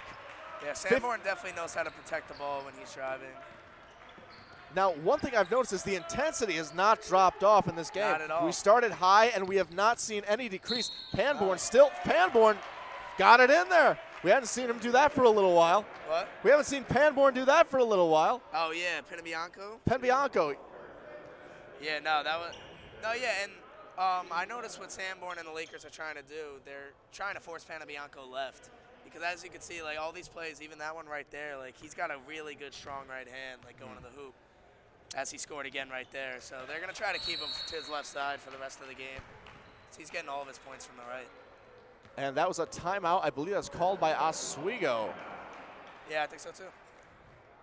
Now. Yeah, I mean, Geneseo's clapping right now. They're still getting into it. I mean, 14, yeah, it's still a decent lead, but hey, 5.5 minutes is plenty of time. Well, you know, even if Geneseo can't pull it forward, I don't think they have anything to be ashamed of. Not at all. This was a very well played game by everyone involved. There isn't a lot of unsportsmanlike conduct so far. I mean, that could change in the next few minutes. Yeah. But it's just overall been a great game. Definitely. Now, and especially Geneseo, I think, is like used to more playing like against man-to-man defense, which is where Nichols and guys like Rogers are able to like excel because they're really quick and athletic. But with Oswego's like really aggressive zone, and there's kind of like players all over the place, like at every spot, it's making it a lot harder to score. But yeah, they're still keeping up even with that good zone defense. So yeah, I wouldn't be ashamed at all if I was Geneseo. And the players are retaking the court, getting ready to finish out the last 5 minutes and 35 seconds of this exciting game. So it's over to Sanborn. Sanborn trying to work his way down the court. Rogers is contesting him. Sanborn working his way up. Who will he try to pass to? He gives it over to Marshall. Marshall goes on through. Marshall working his way up. Passes over to Crichton. Crichton loses control, but is able to recover before Penbianco can take advantage. Crichton moving around. Crichton digs in deep. Crichton gets it over to Gartland. Gartland shoots. Gartland does not make it, but that was a very smart move by Crichton. Like seeing that. Rogers working his way down the court, trying to see if he can get some more points for Geneseo in the meantime. Nichols holding the ball. Nichols looking around. Who will he pass to him? I don't know if he's going to go for a long shot this time. He gives it over to number 10. Number 10 looking down. Rogers, he throws it back. Sullivan intercepts. Geneseo's trying to run the screen and roll a lot too, but the Lakers are defending it beautifully. Nichols isn't really able to do much off the screen. They got guys hedging from both sides, helping out. Sullivan in possession of the ball, trying to work it around. Sullivan gives it over to Gartland, but Geneseo intercepts. Rogers working out, trying to get advantage. There. Nichols lays it up and gets it in. That's a big bucket. Definitely. That was a very good play by Nichols. That's a 2-for-1 right there. Sullivan had a not too hard of a shot down low that he could have converted on, but he just got a little off balance. And then right after that, Nichols took complete advantage and just ran with it. And this turned into a foul shot. Nichols takes the shot. Crichton gets a hold of it. He's trying to work his way down. Gives it off to Sanborn. Sanborn working his way up the court, up the court. Sandberg, he's trying to figure out where to give it. He gives it over to Gartland. Gartland gives it over to Marshall. Marshall looking around. He's going to give it back to Sanborn. Sanborn looking for a place to do it. Lakers are taking their time. Sandberg sets up a nice shot. It doesn't quite go in, though. Gartland gets control of it. Sullivan is now in possession of the ball. That was a great move by Gartland. Those second chance opportunities are huge, especially at this point of the game. You got a whole new 25, 30-second shot clock coming to you. That's killing some clock. That's big for the Lakers right there, that second chance. Definitely. Some great moves by everyone out there. Sanborn trying to get it up there. Sanborn gives it to Marshall. Marshall goes under, gives it over to, it's intercepted by Nichols. Nichols goes down, though, and Gartland lands on top of him. The game will go on, though, with Penbianco in possession of the ball. Marshall just got a little off balance there on that play. Penbianco scores. Another layup. Penbianco proving that he can go left. They're trying to force him.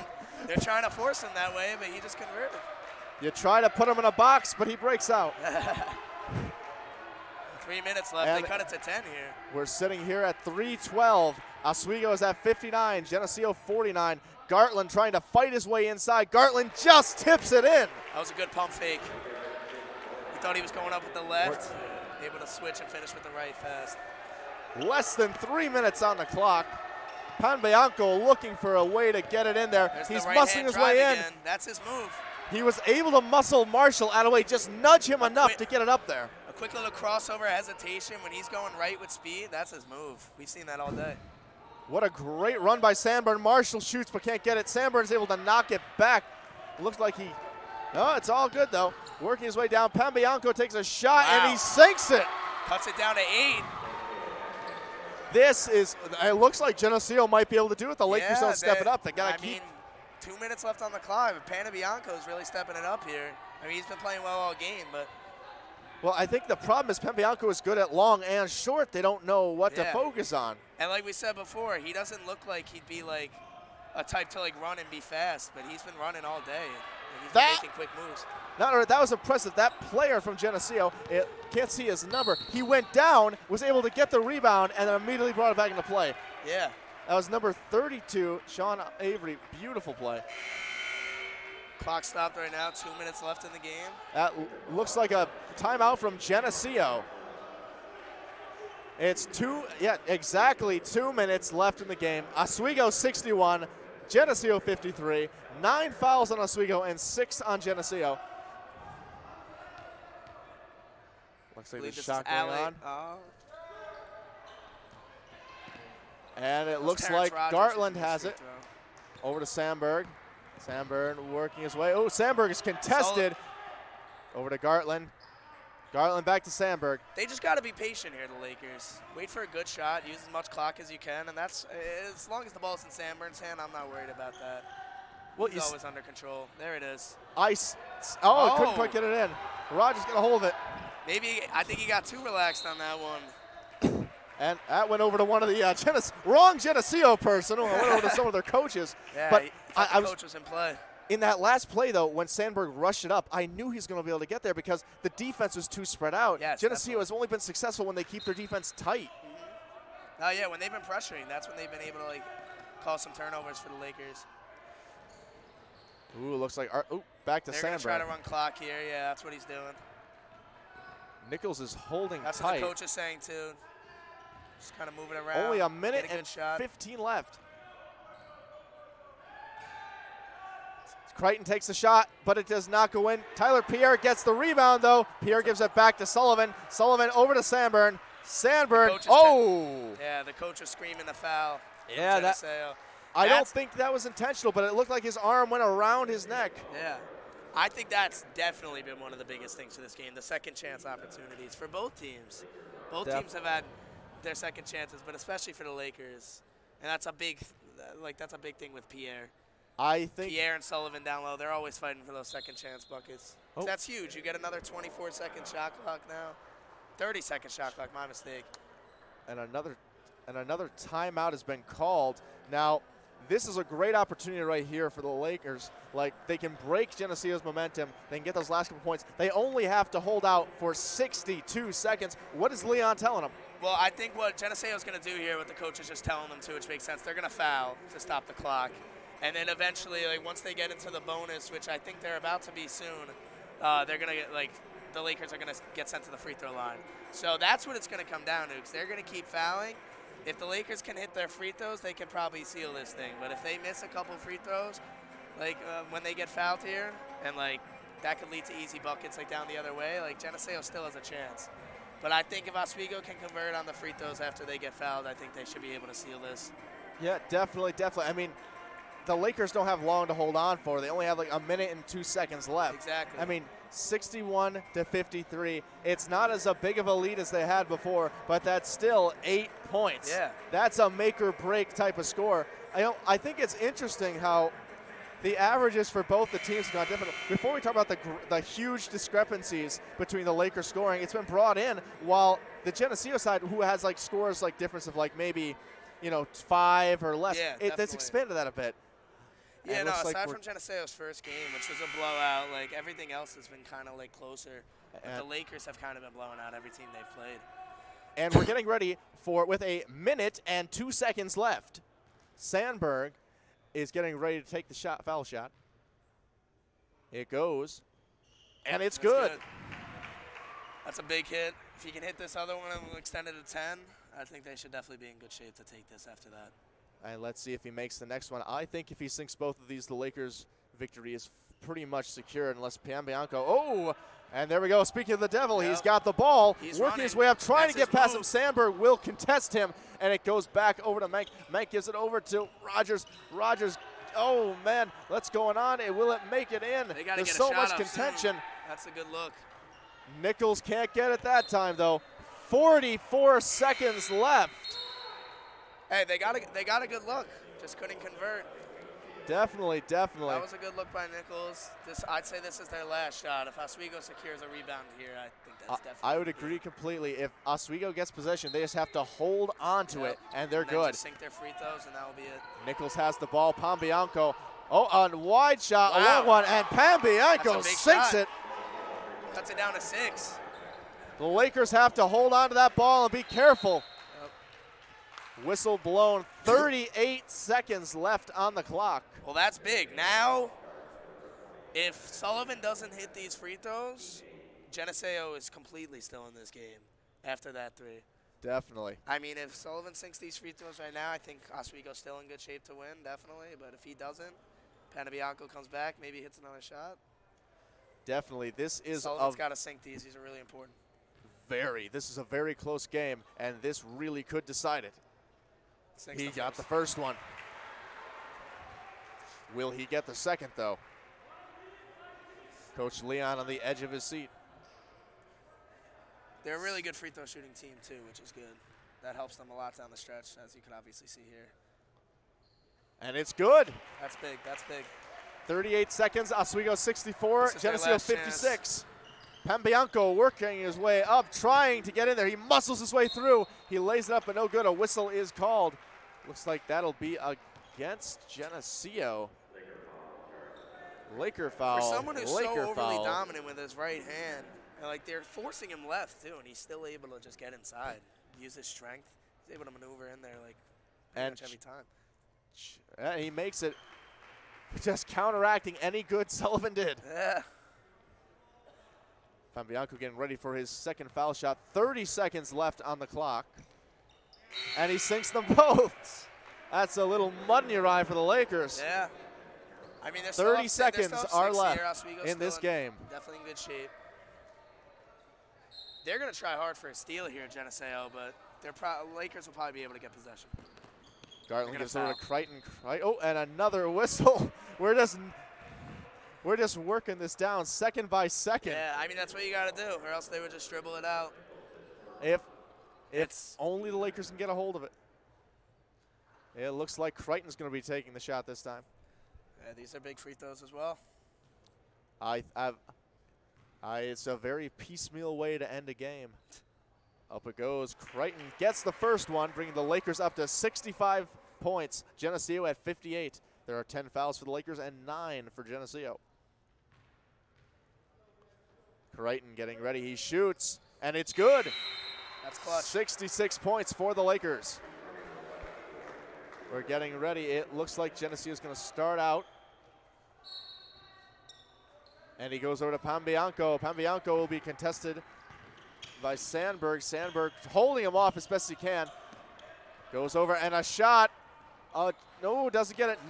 18, 17. Oh, whistle is blown with 17 and a half seconds left on the clock. I think that's just about to do it.